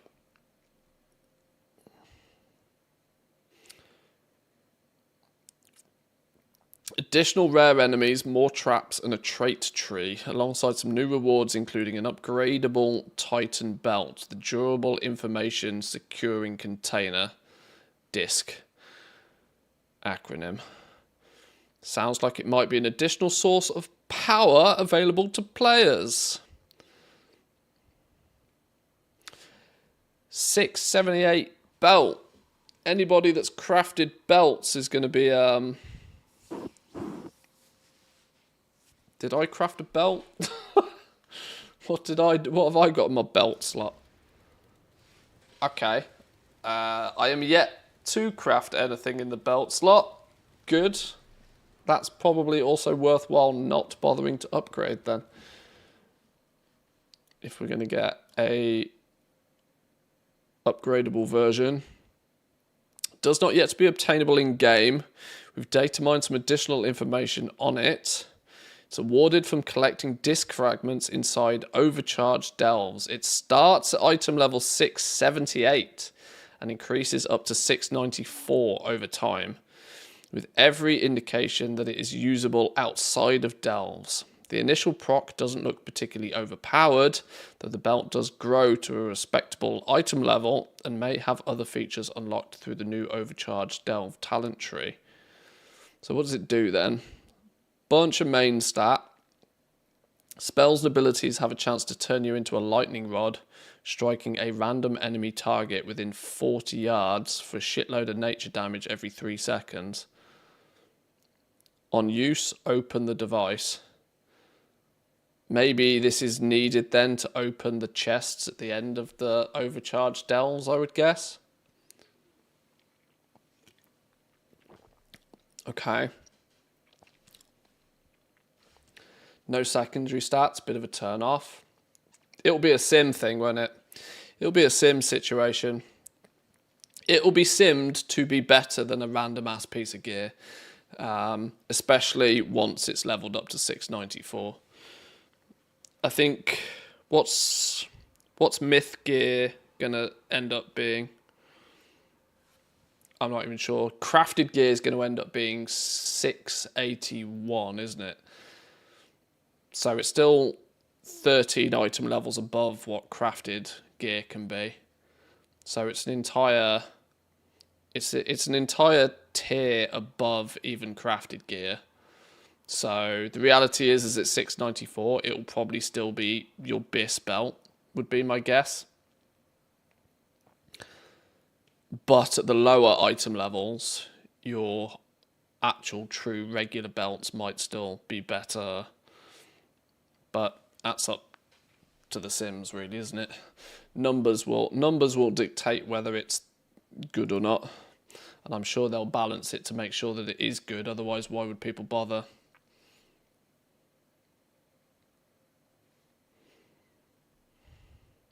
Yeah, this is almost going to be Season 2's ring. Yeah, you're probably right. Without having like Siren Isle for Season 2, this is the route that they're going. They're going to force you back into delves on a weekly basis to upgrade this thing instead. This will probably inch up by like 3 item levels a week or something again. Copy pasting what we did in the Siren Isle, I would imagine. Seems to make a lot of sense.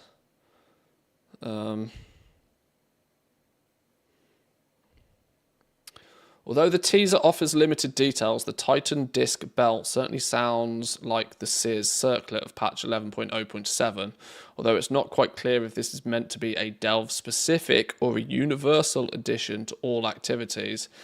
In a follow-on blue post, community managers were quick to acknowledge that the overcharge system is an optional addition to the existing delves, though that too is not entirely conclusive as to whether its potential power from rewards. In any event, we expect to learn more about the overcharged delves, the Titan Disc Belt, and more on 11.1.7 features on the PTR soon. So yeah, this screams like Siren Isle ring equivalent, but just for Season 2. Meaning there's a strong chance that this will be balanced to be basically your BIS waste. Quite some way into... Well, if it only goes to 690... only. But at 694, I would strongly suspect that it will quickly get replaced, though, in Season 3. With how flipping many item levels we're gaining. For example, look at me, somebody that doesn't particularly gear aggressively. I started this patch, I think I was happy when I hit item level 600, I think. Was it item level 600? Yeah, I think it was item level 600 I tried to achieve before going into Season 2. And now I'm basically over 60 item levels above where I started the season at. So a 693 belt, based upon what we're able to do now, we're looking at like 730 gear next patch in Season 3. So a 694 belt isn't going to last very long. Certainly not like the Sears Circlet thing that was like just monster item level. And actually, I don't even know if my 658 rings are technically better than the Sears Circlet still. I don't even know. Either way, this could just easily be its first PTR implementation, and all these numbers will get tweaked and tuned, and it could end up that this is just like super duper mega OP, and you can bet your ass that nobody will craft belts next patch, and you know, it could cause a little bit of chaos as items like this usually do. But it's definitely going to push people into delves again, without a doubt. Blizzard is trying very, very hard to make sure that delves do not fall off.